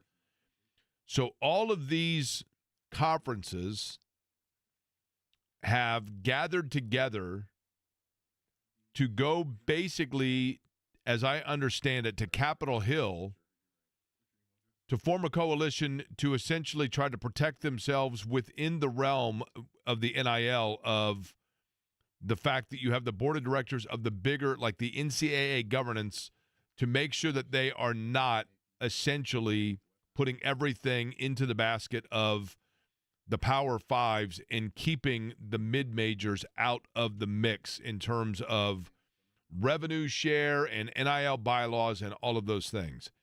And the reason it's interesting, and this will be, but I remember saying this and kind of predicting this, and this doesn't make me by any stretch of the imagination clairvoyant, but several years ago, I think it was when Derek and I were still doing a show together, and we were talking about conference realignment, and this was the first go-round of conference realignment several years ago when Derek had the great line that everybody was going to realign, and then the Pac-12 puked and they stopped the ride.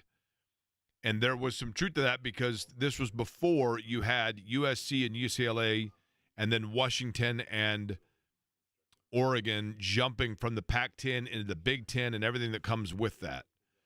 But at that time, I recall saying that, and I called it the Hat World League. And I keep using that phrase because if you go into a hat world in Butte, Montana, and you walk in, lids, whatever you want to call it, to a hat store, and you look on the wall, and you're like, okay, what hats are they selling? North Carolina, Duke, Notre Dame, Clemson, Alabama, Texas, UCLA, Florida, Michigan, Ohio State. You know, it's the same basically 20 schools. And I know that you have the Power 5 conferences now, essentially the Power 4, but in reality, you have the top 25 or 30 football, basketball brands. And a lot of the conference shuffling, it's all football driven. You know, UCLA got brought into the Big Ten, and I will shout this from the mountaintops because I've never been more certain of anything in my life. UCLA got into the Big Ten because the Big Ten reached out to USC for football purposes and football branding and football revenue. And USC said, we'll come, but so long as there is essentially a travel partner, if you will, but another school to come with us to pair for travel purposes, etc. And that's how UCLA got brought along. UCLA, one of the most prestigious college basketball programs and blue bloods of college basketball in America. And that meant nothing. It meant a little bit, but in the grand scheme, it meant nothing because they wanted football. They wanted the brand of football of USC, and that's how they got UCLA to come along because they piggybacked USC to come in. And the same thing is true of Washington and Oregon. I mean, Oregon's an okay basketball program, the first ever national champion in the tournament, but it was all football driven. And all of these revenue decisions are being football driven. And so, therefore, you have this coalition now of the rest of the mid-majors, some of which don't have Division I athletics, that are saying, listen, we want to be preemptive in terms of the revenue share and the split that's taking place right now to make sure that as the Power Fours essentially continue to drive all revenue, that we continue to get our piece of the pie here. And I think it's a brilliant move by these leagues, including the Indianapolis-based Horizon League, because of the fact that I think they too can see the handwriting on the wall that eventually you could get a secession by those 25 or 30 schools that just say, we don't need the NCAA anymore. And if that happens, then what happens with the NCAA and what protections are in place for those other smaller leagues? It's a very nuanced and long-winded conversation, but that's right now what appears to be kind of the first scope of it. I plan this weekend to get a lot more information on this and have discussion more in depth about it next week. This weekend, it is Colts and Packers, and then perhaps we'll have an answer on the quarterback situation as well. Joel A. Erickson, monitoring all of it, joins us next.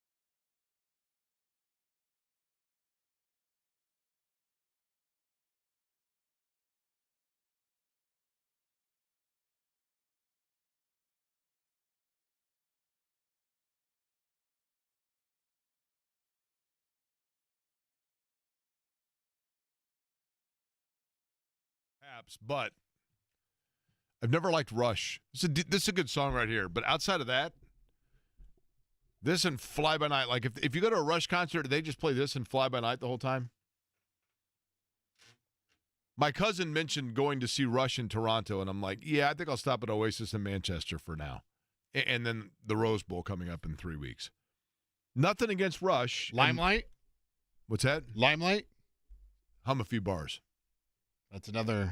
I can't hum bars. No, I know the song. I just can't remember it off the top of my head. Like, I know the name. I just couldn't remember it. Putting in the limelight now is what we're doing for Joel A. Erickson, who joins us from the Indianapolis Star. Colts and Packers tomorrow night. It is preseason game number 2, home game number 1. Easy way to say it, by the way, with all the traffic snafus since the entire city's under construction. If you're coming from the south side, don't try taking 65 all the way into downtown. And if you're coming from the north side, avoid West and Capitol Street. That's the easiest way to say that, right, Eddie? I think we covered all the bases there. I think so. Joel A. Erickson actually is blowing off this game because he's going to Milwaukee to get a free burger because the Brewers won 12 in a row. That's my understanding. Joel, how are you? I am good, except that the burger giveaway is August 20th, which is like a Wednesday. No shot of getting up there. Why not? I'll go with you. I'm. Is it this Wednesday? I think it's August 20th. Yes, this Wednesday coming up. How many? Okay, so for those that are unfamiliar, Joel is a native of Wisconsin. There's a burger place in Milwaukee that has a special and a promotion they've done since literally the beginning of time, where if the Brewers win 12 straight games, everyone in town gets a free burger. The Brewers did exactly that, so this place is doing free burgers on the 20th, and my understanding is no limit, right? Like fat guys are just going the drive-thru all day? My understanding is the way this usually works is that, like, there's just a big line of people, and there's just employees out there just handing a burger as you go past, which I assume that you just get back in line, right? Do you think this will be as well orchestrated as the Pacers thing they did during the finals that backed up the city for like 3 hours and everybody got upset? When I saw it today, it said it was like there's like a specific time, and I was like, you got to make it all day. Now, apparently, you can also get a voucher to get a free burger at a later date if you show up at a different time. Listen, with all due respect to your home state, and I love Milwaukee, for example, right? I love Milwaukee. Okay, dietary consideration, not a strong suit of Milwaukee. What do you call a Milwaukee person? A Milwaukeeite? A lot of fat people. So this could be a bad financial decision, could it not?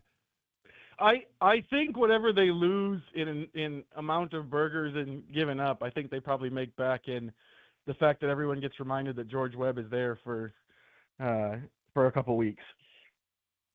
Listen, George Webb is the name of the place, right? How many establishments are there in Milwaukee?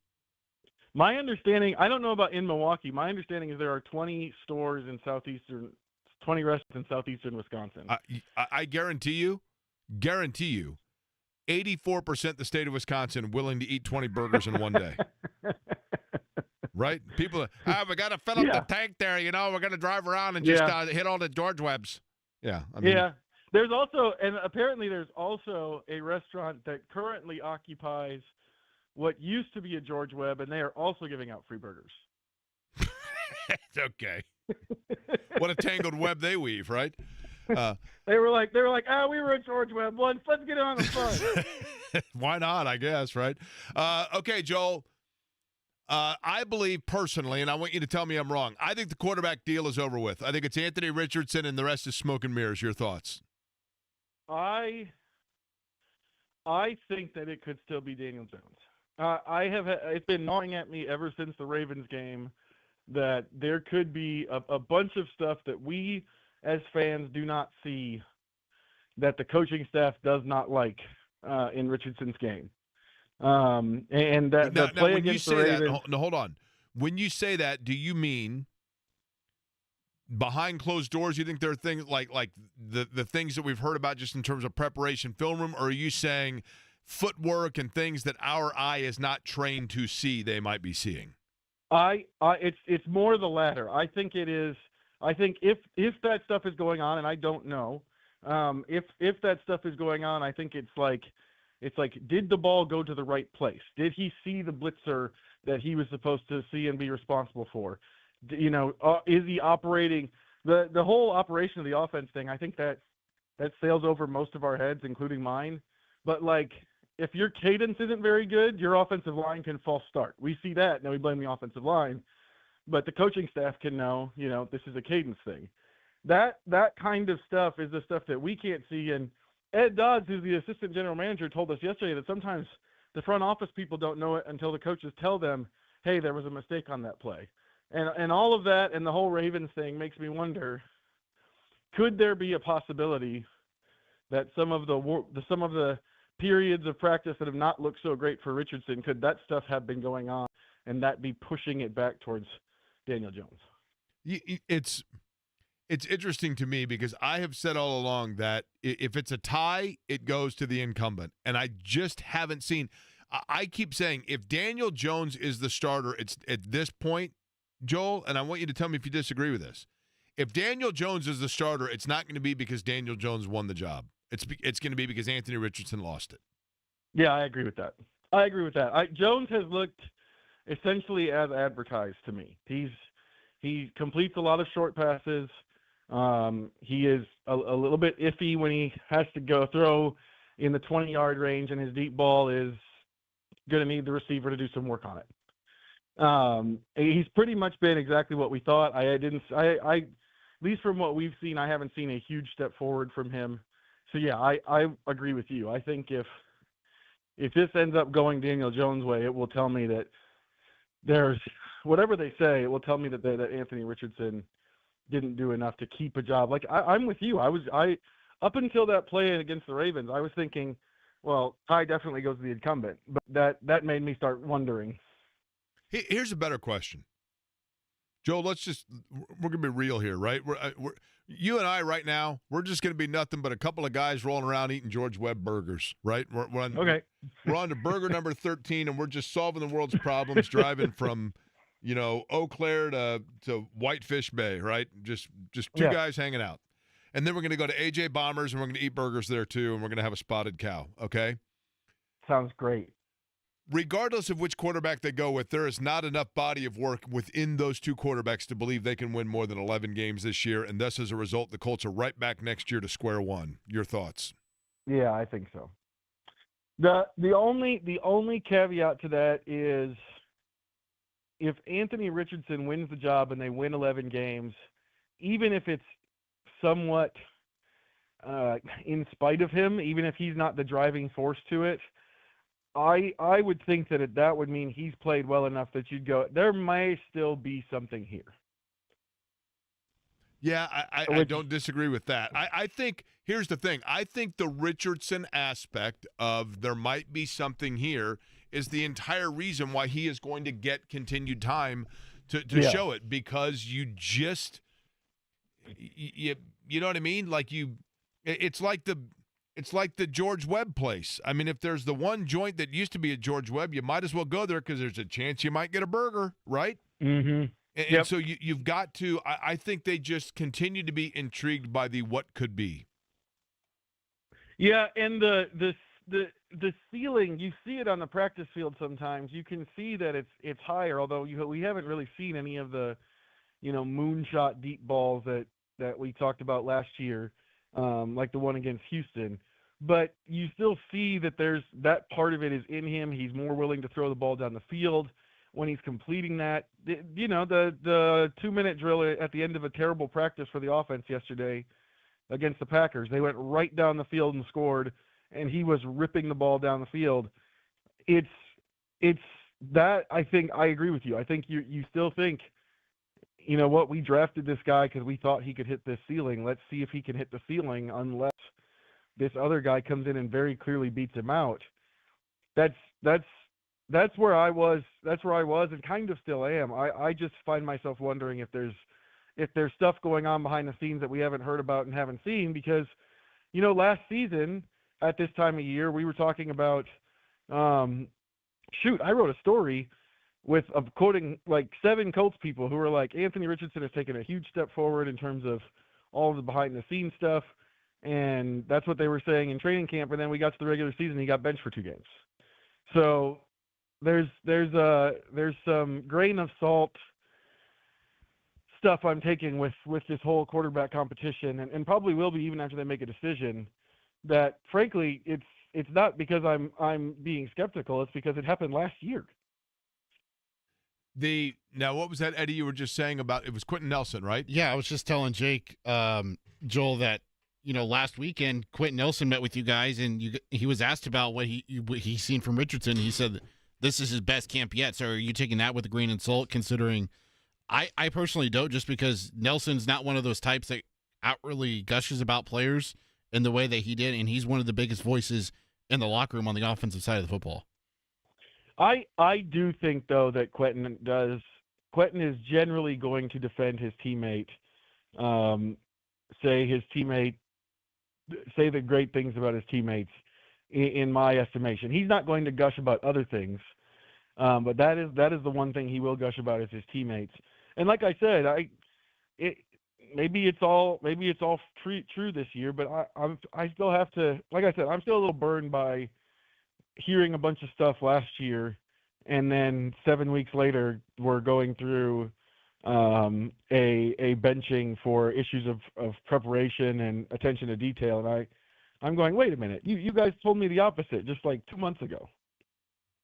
Yeah, I think that is there an element Quentin Nelson is we're going to do a little Jake Query Freudian overthinks at 3:28 in the morning deep thoughts. You ready? I have a lot of these. Yeah, let's go. I have a lot of these deep thoughts, Joel, outside the box level thoughts. One of them, for example, yesterday when I saw you, was it yesterday I saw you at camp? They all run together. I think it was yesterday, right? Yes. And I said to myself, this guy looks like Hollywood. I don't know what you've been doing lately, but the chin will look fairly chiseled and you were tan. And is it the sunglasses you had on? I mean, non-creepy here, but I was thinking to myself, you look like kind of a movie star type. Has anybody told you, your wife, anybody told you lately you're looking like a movie star? I generally think that I would have been a movie I generally get told by people who are in their like 60s and 70s that I look like a movie star. So maybe I'm from like a different era. You're like of James movie Garner star. walking around. You're like, you know what I mean? Yeah. You're Rockford Files. Yeah. Yeah. From now on, every time that Joel comes on, we're playing the Rockford Files theme because nothing speaks 2025 radio like referencing a show from 1974. I mean, that packs them in, right? I mean, between radio and newspaper, what the hell? Let's go ahead and talk about old ABC television while we're at it, right? Okay, Joel, here's my deep thought, though. Quentin Nelson is a leader of this team, right? I mean, he's one of the guys that's on the JW. He's a captain, I assume. He's a veteran leader of the team. Is it in his best interest to simply speak up for and talk up an Anthony Richardson almost in hopes that that's what lights the fire? I think that the way Quentin would look at it, the way most players would look at it, is not just in the hopes that it lights the fire, but that generally the way they think about things is project strength and optimism outward, deal with stuff behind the scenes, and Nelson, to my understanding, is one of the guys who deals with things behind the scenes when it needs to be said. But yeah, this is kind of what athletes do. Is they sound really optimistic, and then they sound really optimistic no matter what, and then you have to try to figure out why this optimistic thing that somebody said is different than this other optimistic thing they said. By the way, right here, let's just there we go. Joel, that's your new theme song, right? I love it. And I realize I'm the only one of the three of us in this equation that even knows what this is, right? But J&B's tapping his toe right now. I guarantee it, right? James Garner. Joel A. Erickson, James Garner. Literally separated at birth, despite the 60-year age difference. I know James Garner. I don't know the Rockford Files. I'll admit it. I don't know the Rockford Files. No worries. That was his staple show. But again, I mean, I'm actually almost too young for the Rockford Files, truth be told. But Joel, what areas, when you look yesterday at the camp with Green Bay, and we had talked about this being a potential concern going into it, we make so much of the quarterback battle for the Colts. Yesterday, it seemed as though, and this has now been, I think, kind of a theme intermittently, is the offensive line a concern for the Colts? Yeah, this is a really good question. So I was standing there talking to a friend of mine who covers the Packers. We've known each other for more than a decade, and he's telling me at the beginning of practice, this Packers defensive line is really good against the run, but they can't rush the passer. And then almost immediately, as soon as he says that, the Packers reel off like 4 sacks in a row. And that is concerning. Those are the starters out there. The Packers, they don't really have, a elite top 10 edge rusher type. One of the guys who had 2 sacks, I think, is Lucas Van Ness, who, in my understanding, is kind of a player that Packers fans would like to see take a step because he hasn't done enough as a first-round pick. So maybe he's taking that step and maybe he'll look great later, but he hasn't so far. And the other thing about it was, I think one of the Packers writers said that like 9 different guys they had down for a sack or something like that. That's pretty up and down. That's not just a one position issue. Yesterday was bad from a protection standpoint. And it does make you wonder. Yeah, I just think that's the other thing that's hard to, and I realize, I mean, look, I've been doing this radio show today for 3 hours. We've done, I've been on 12 hours this week, and 11 and a half of that is about the quarterback battle. And I realize that becomes a tiring thing it becomes a tiring thing for me. I think it becomes a tiring thing for Shane Steichen, but it's the most important position on the roster. But if you are struggling, say, with the offensive line when you're getting different defensive looks in there, then it does, in fairness, become even that much more difficult to truly assess where you are, correct? Unless you've got to go with the guy that gives you the best flexibility if the line is playing porous, if that's the reality of what you're going to be in the regular season, right? Yeah, I think so.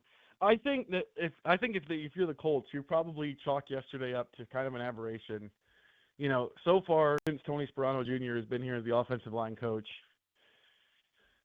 they've been pretty good up front, with the exception of like right guard last year when they couldn't figure it out after Will Fries went down. But they've been pretty good up front, and they've gotten better as they go along. I think if you're the Colts, you're betting on them to be that. But you're right. If they're not that, if they're what we saw yesterday, it almost doesn't matter who won the quarterback battle. I mean, isn't that what we saw in 2022? If the offensive line goes down, it doesn't matter what the quarterback does. So I would say they're probably betting on past history with this staff on the offensive line, but they better be right with that bet. Is Ulysses Bentley IV going to make the roster? I don't think so. Mm-hmm. Okay. I do. I mean, I think he might be a practice squad guy. Yes. He's outstanding practice squad guy, Ulysses. You know how you'll know if he's on the practice squad? You'll be able to smell the fabulous black Cavendish of his pipe. And you might actually see his horse in the hitching post in the parking lot with his polo stick. That's my Ulysses Bentley IV. Eddie likes my Ulysses Bentley IV family voice. Do you like my voice, Joel, on that? I think it's great. Do you think it's better? Incredible. Do you think it's better than my typical Wisconsinite voice? Yeah. I'm kind of hoping that Ulysses Bentley IV is on this roster so that we get more of the voice. Oh, I mean, are you kidding me? If Ulysses has, see, I almost went with the S there. If Ulysses Bentley IV makes the roster, he's got to be on I've got to have him on the show Monday, and I've got to do the voice to him, don't I? 1,000%. Yeah, absolutely.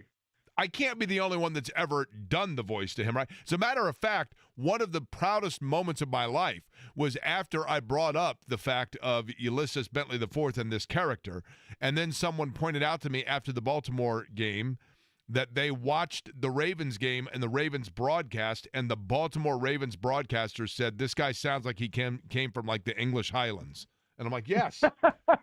They did. I kid you not, right? Do you know how hard it is to run, especially in your knickers?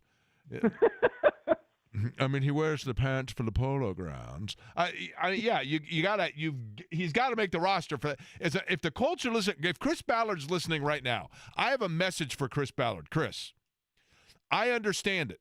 I get that you have a roster to build. I get that you have gotten a good wide receiver core. I get that you've done a nice job with your defensive backs, but you got to give the people what they want. Nobody with that 53rd man on the roster cares one iota about a long snapper or some fifth-string tight end that's going to get in on gunner plays on special teams. What people want is the character on radio, and that's Ulysses Bentley the fourth, right? Joel, here's my one other question, and my last question for you. The guy that you mentioned that your buddy's that the longtime Packers writer, nobody knows, you didn't mention his name, so we're cool on this. Is he a native Wisconsinner? No, he's actually a native of Indiana. Oh, really? Well, then this also probably equally applicable. Fat guy or not? No. Okay. No. Well, and you're sure he's from Wisconsin and Indiana? Because, I mean, we're statistically playing with real fire here. Yeah, I'm sure. I'm sure. Okay. He grew up here and lived there for a decade. Actually, so yeah. I do have one other question for you, so I lied. That was not my last question. I assume, because I was doing the lap yesterday, walking around, and I thought to myself, if there are states that would have state fairs, I love the Indiana State Fair. I love it. I've been 3 times this year. I love it. It's a great tradition. It's totally fun. I have a great respect for the 4-H kids and the work that they do that goes into it. There's artwork on display. There's food out the wazoo. It's fantastic entertainment. And I was thinking, if there are states, Minnesota apparently has an unbelievable state fair, but I would imagine the Wisconsin State Fair is something to behold. Am I correct? So my family growing up went to the Northern Wisconsin State Fair. Oh, the fair there is so big. There's 2 of them. Is that right? There's the big fair in Milwaukee, and then there's the Northern Wisconsin. I am actually unaware if there is a Southern Wisconsin State Fair to make up for the Northern Wisconsin State Fair. I don't know if this is a subsidiary thing or whatever. But yeah, we grew up going to the Northern Wisconsin State Fair. I may have been to the actual Wisconsin State Fair, but I don't remember it. Now, is the Northern one a big one? It's not as big as, say, the Indiana State Fair, but it's pretty big. You know, it's 70%, 60 to 70% of the Indiana State Fair. Mostly cheese on a stick, right? No. If you go to the Northern Wisconsin State Fair, you want to get there are like 27 little towns that all have their Knights of Columbus there, and they all make fried cheese curds, and all of them are delicious. Okay. That is a rite of passage in the state of Wisconsin for sure. All right, Joel A. Erickson. Joel, appreciate the time. As always, we'll continue to look for it. When do you think we're going to have an answer at quarterback? I think next week before the final preseason game. Okay. We'll see. That might be optimistic, but I think that's what it's going to come. Obviously, Colts coverage continuing in the Indy Star with preseason game number 2 with the Colts and the Packers. Appreciate it, Joel. Yep, sounds good. We'll see you, Jake. Joel A. Erickson joining us on the program. And I'm sure each time, do you think it's possible, and I think it is, Eddie, do you think it's possible that most of the time that Joel gets off the phone with us, he says to himself, that's the last time I'm doing that show? Well, whenever I text him, I'm like, hey, would you mind hopping on with Jake or, whatever, tomorrow, Friday, there's always an exclamation point in terms of excitement going into it. From you or from him? From him. No. It's always like, yeah, or yes, or sure, or can do. No, I think deep down, like when and I'm assuming that when he goes out in public, and people now are going to know because they're going to say, oh, it's James Garner. But when he goes out in public, I think people are going to walk up to him and say, is that the last time you do that show? I think most people that come on here, there's probably some sympathy factor, right? They come on out of sympathy. Because we're such a dog and pony show with like 30 listeners, and it's yes, they're like, oh yeah, that's the guy that's got 24 female listeners. We know that much, and then his mom and his girlfriend only listens because of the show that comes on after. So they come on out of sympathy. That's kind of how this works. It is a Friday. You know what that means? Bottom of the hour on a Friday. It is a Franciscan feel-good, good for the heart Friday, and it's a story that we told you a little about at the beginning of the week. But I love it so much. It's worth repeating, and it's one of the things that is close to my heart, pardon the pun. I'll explain next.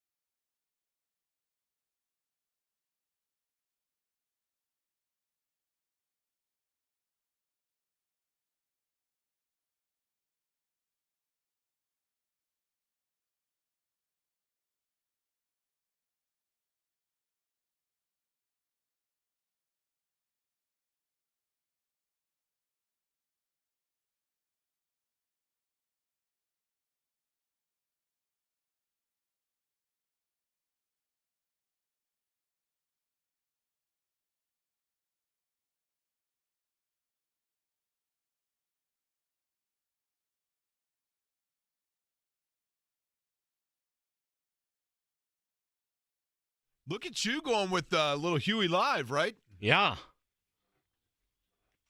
Little upbeat for, which it always should be, for our Franciscan Health Feel Good. Good for the Heart Friday. You know, I mentioned the fact that I went to the White Sox game on Wednesday. I'm not a huge White Sox fan, but it's a tradition. I went to the State Fair last night. I'm a tradition guy. My brain is weird like that. But I can appreciate and respect anybody that has something that's a tradition, especially when it is for the betterment of others. And I'm going to get to that in just a second. But before that, I would like for you folks to think about the tradition of taking care of your heart, obviously. When it comes to Franciscan and the great work that the folks at Franciscan Health do, and thank you to everybody that came out to the golf outing, for example, last week, where we raised money for the Franciscan Foundation and their Cancer Cares program.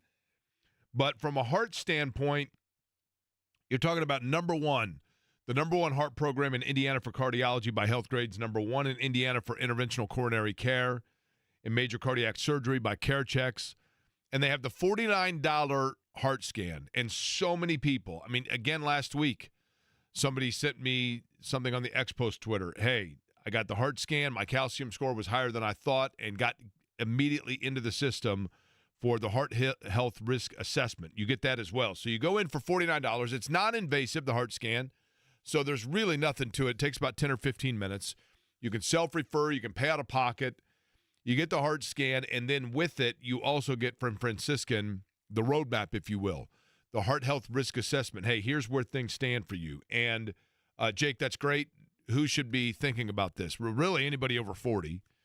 But in addition to that, in particular, if you are like me and you had genetic history, family history of cardiovascular disease, if you are a former smoker, if you are somebody who's dealt with diabetes or obesity, those are all key factors and areas. But I would suggest it for really anybody, just for that peace of mind of knowing where you are from a heart standpoint and the most important muscle in the body, really, the heart. And every once in a while, I come across a story that it makes you feel good in the heart, right? It's a feel-good story. And I want to tell you about Kelsey Green, Lily Small, Danielle Nimps, Claudine Highbaugh, and Maddie Long. Maddie Long we've mentioned before on the program because her father, Scott Long, I think many of you are familiar with him. He's been on this radio station before. And Maddie is one that got involved with student management in high school, at Fishers High School. And, you know, a lot of kids, a lot of young people, for whatever reason, athletics might not be in the cards for them.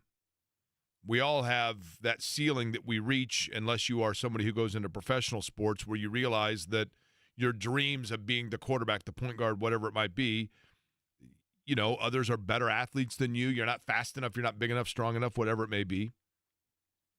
And then obviously there are kids that they never even get the opportunity from the get-go to participate in sports.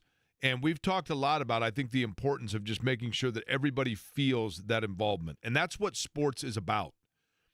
You know, when I was talking about the concerts that I go to and the things that I enjoyed about that, of the fact that you have people from all different walks of life, but yet a song comes on and everybody in unison is singing that song along.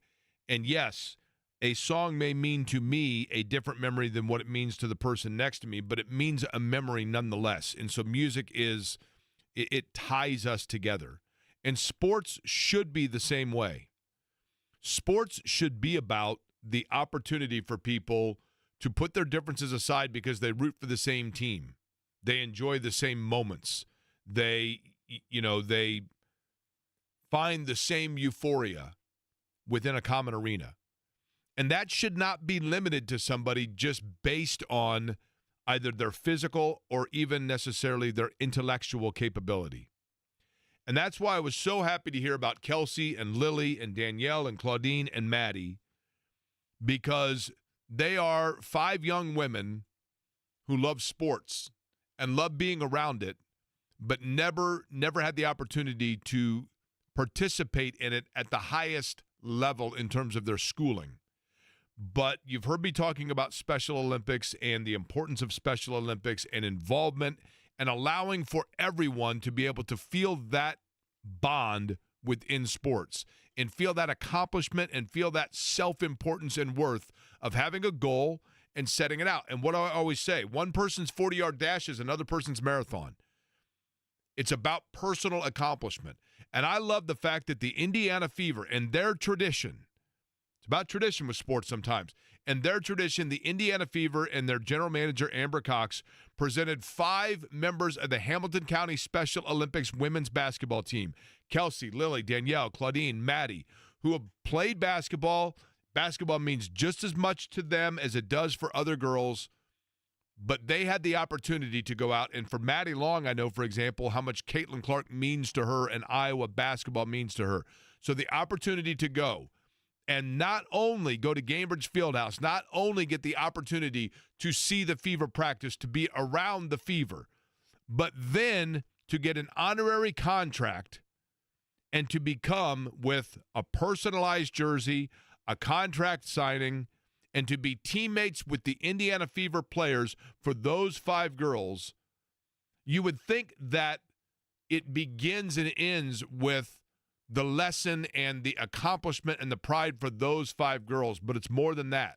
Because for the Fever, there's a system of reciprocity here in terms of that bond and that accomplishment that goes with seeing young girls being able to achieve their dream, even for just a one-day contract. For example, Stephanie White, the head coach of the Indiana Fever, joined us earlier this week, and I asked her exactly that. Stephanie, isn't this an example, is it not, of the franchise benefiting from helping these young girls as much as the young girls benefit from being around the Fever? It absolutely was. And to see these young women come in and watch practice and the signing of the contracts after practice and their excitement and our team's excitement and welcoming them into our team and into our family. It was. I mean, everything that we do certainly is about basketball, but most things that we do are bigger than basketball, and that was certainly one of them. And the impact that you can make in the lives of others is top of the list, and it really was a cool experience. Again, I think the important lesson here is this. In fact, it's about just impacting others. And I would ask each and every one of you to keep that in mind, even if it's just a little thing this weekend or the upcoming week, whatever it might be, where for a moment that for you might just be a one-day contract, to somebody else it's a lifetime difference. And that's the beauty of sport and the opportunity that can bond all of us together. And that's why that story made me feel good. We'll come back. We'll talk a little more about the Colts. We'll hand it off to John as well next.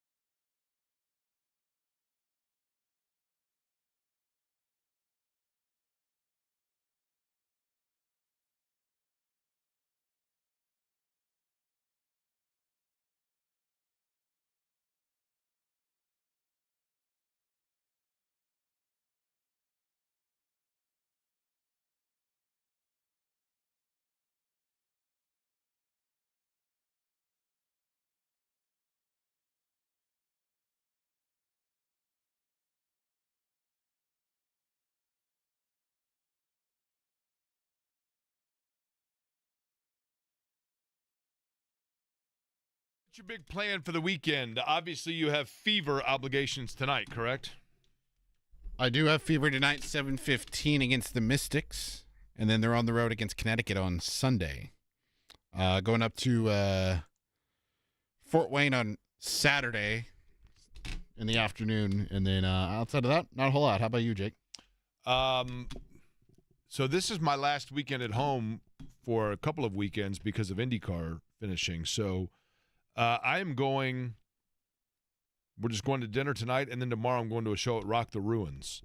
Mo and Eggy, or Eggy and Mo, depending on which one is the bigger. I'm not overly familiar with either act, but I do enjoy Rock the Ruins and live music, so we're going to go check that out. And then obviously Colts Packers, which we will talk about thoroughly on Monday. Here's the question. Are we going to have a general idea then by who it's going to be in the big quarterback derby of 2025? You think we'll have an idea because of either performance or injury? I would, certainly hope not injury, but performance. Doesn't it seem like at this point, if they still don't know, you know what I mean? You would think that they've got to have an idea where they're leaning at Anthony Richardson. It's got to be. Somebody said it best, I thought, earlier to me on social media, where they said Anthony Richardson is that golf shot that keeps you coming back. I think that's perfectly said. Yeah. You know?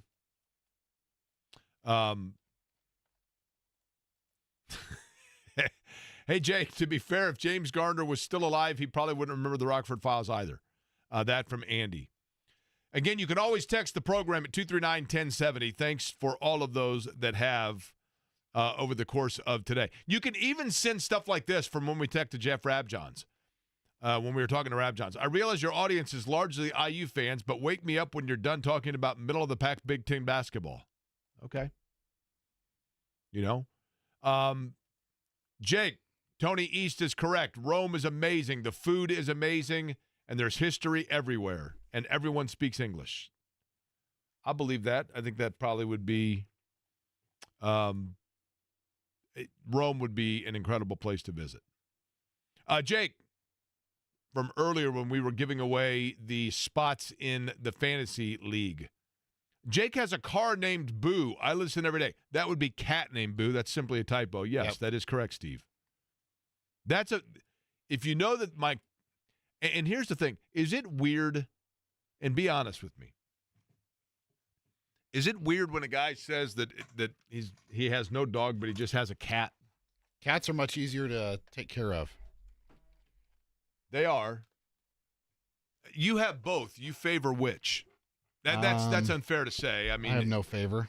But I mean, I'm saying, cats or dogs. You're which one? Because I love dogs, and I'm not typically a cat guy. But once a cat picks you as their person, they're kind of dog-like. At least mine is.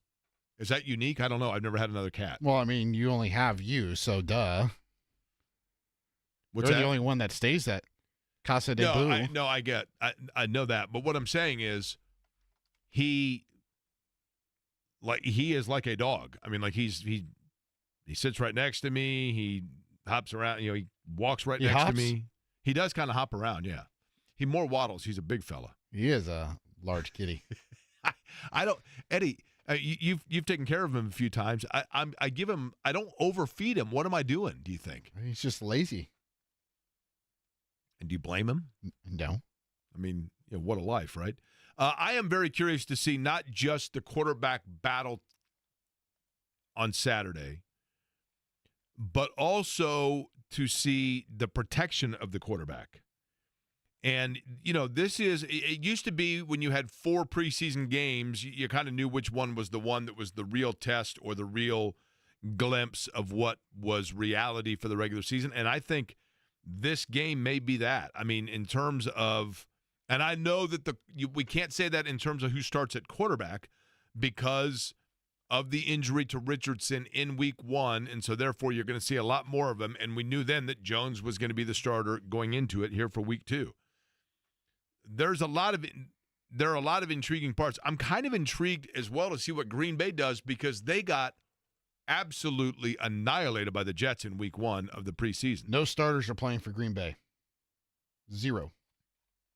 That should mean a 100-yard game for Ulysses, right? For who? Ulysses Bentley IV, yes. Yeah. I would imagine this is his opportunity to ball out, as the kids say. Right?